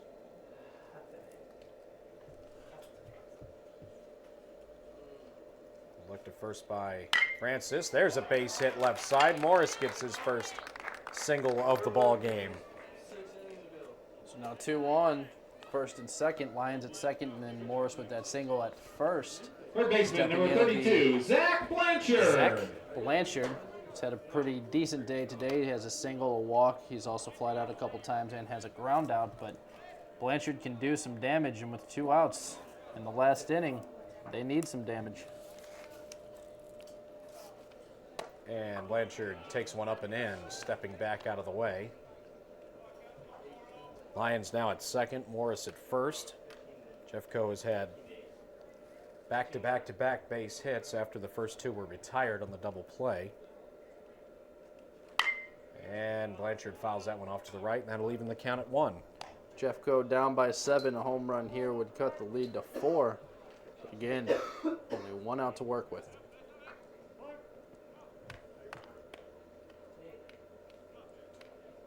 A look to second base by Fisher.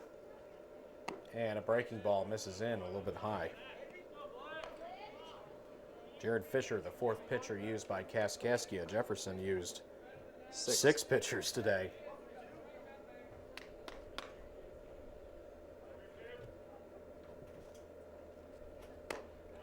Ball 2, that's up high. Be interesting to see Rob Ward, the closer, really just shut Kaskaskia down in their part of the 9th inning. Jeffco was able to tie this game. I'm sure he'd be back out for 1 more. Swing and a miss. A big cut by Blanchard. 2-2 now. Actually, full count. Down to the final strike. Zach Blanchard should see something to hit here. And Fisher will turn and try to look the runner back to second. Turned at that last second. That was almost the 3rd balk against Kaskaskia. Lions sitting there at second, knowing where the middle infielders are. He didn't move too much back towards second base. Blanchard with a shot into left center field. Over is Monkman, and he will haul it in, and that will end the inning and the ball game. Jefferson College gets 1 in the 9th, but they fall by a score of 15-8 to Kaskaskia.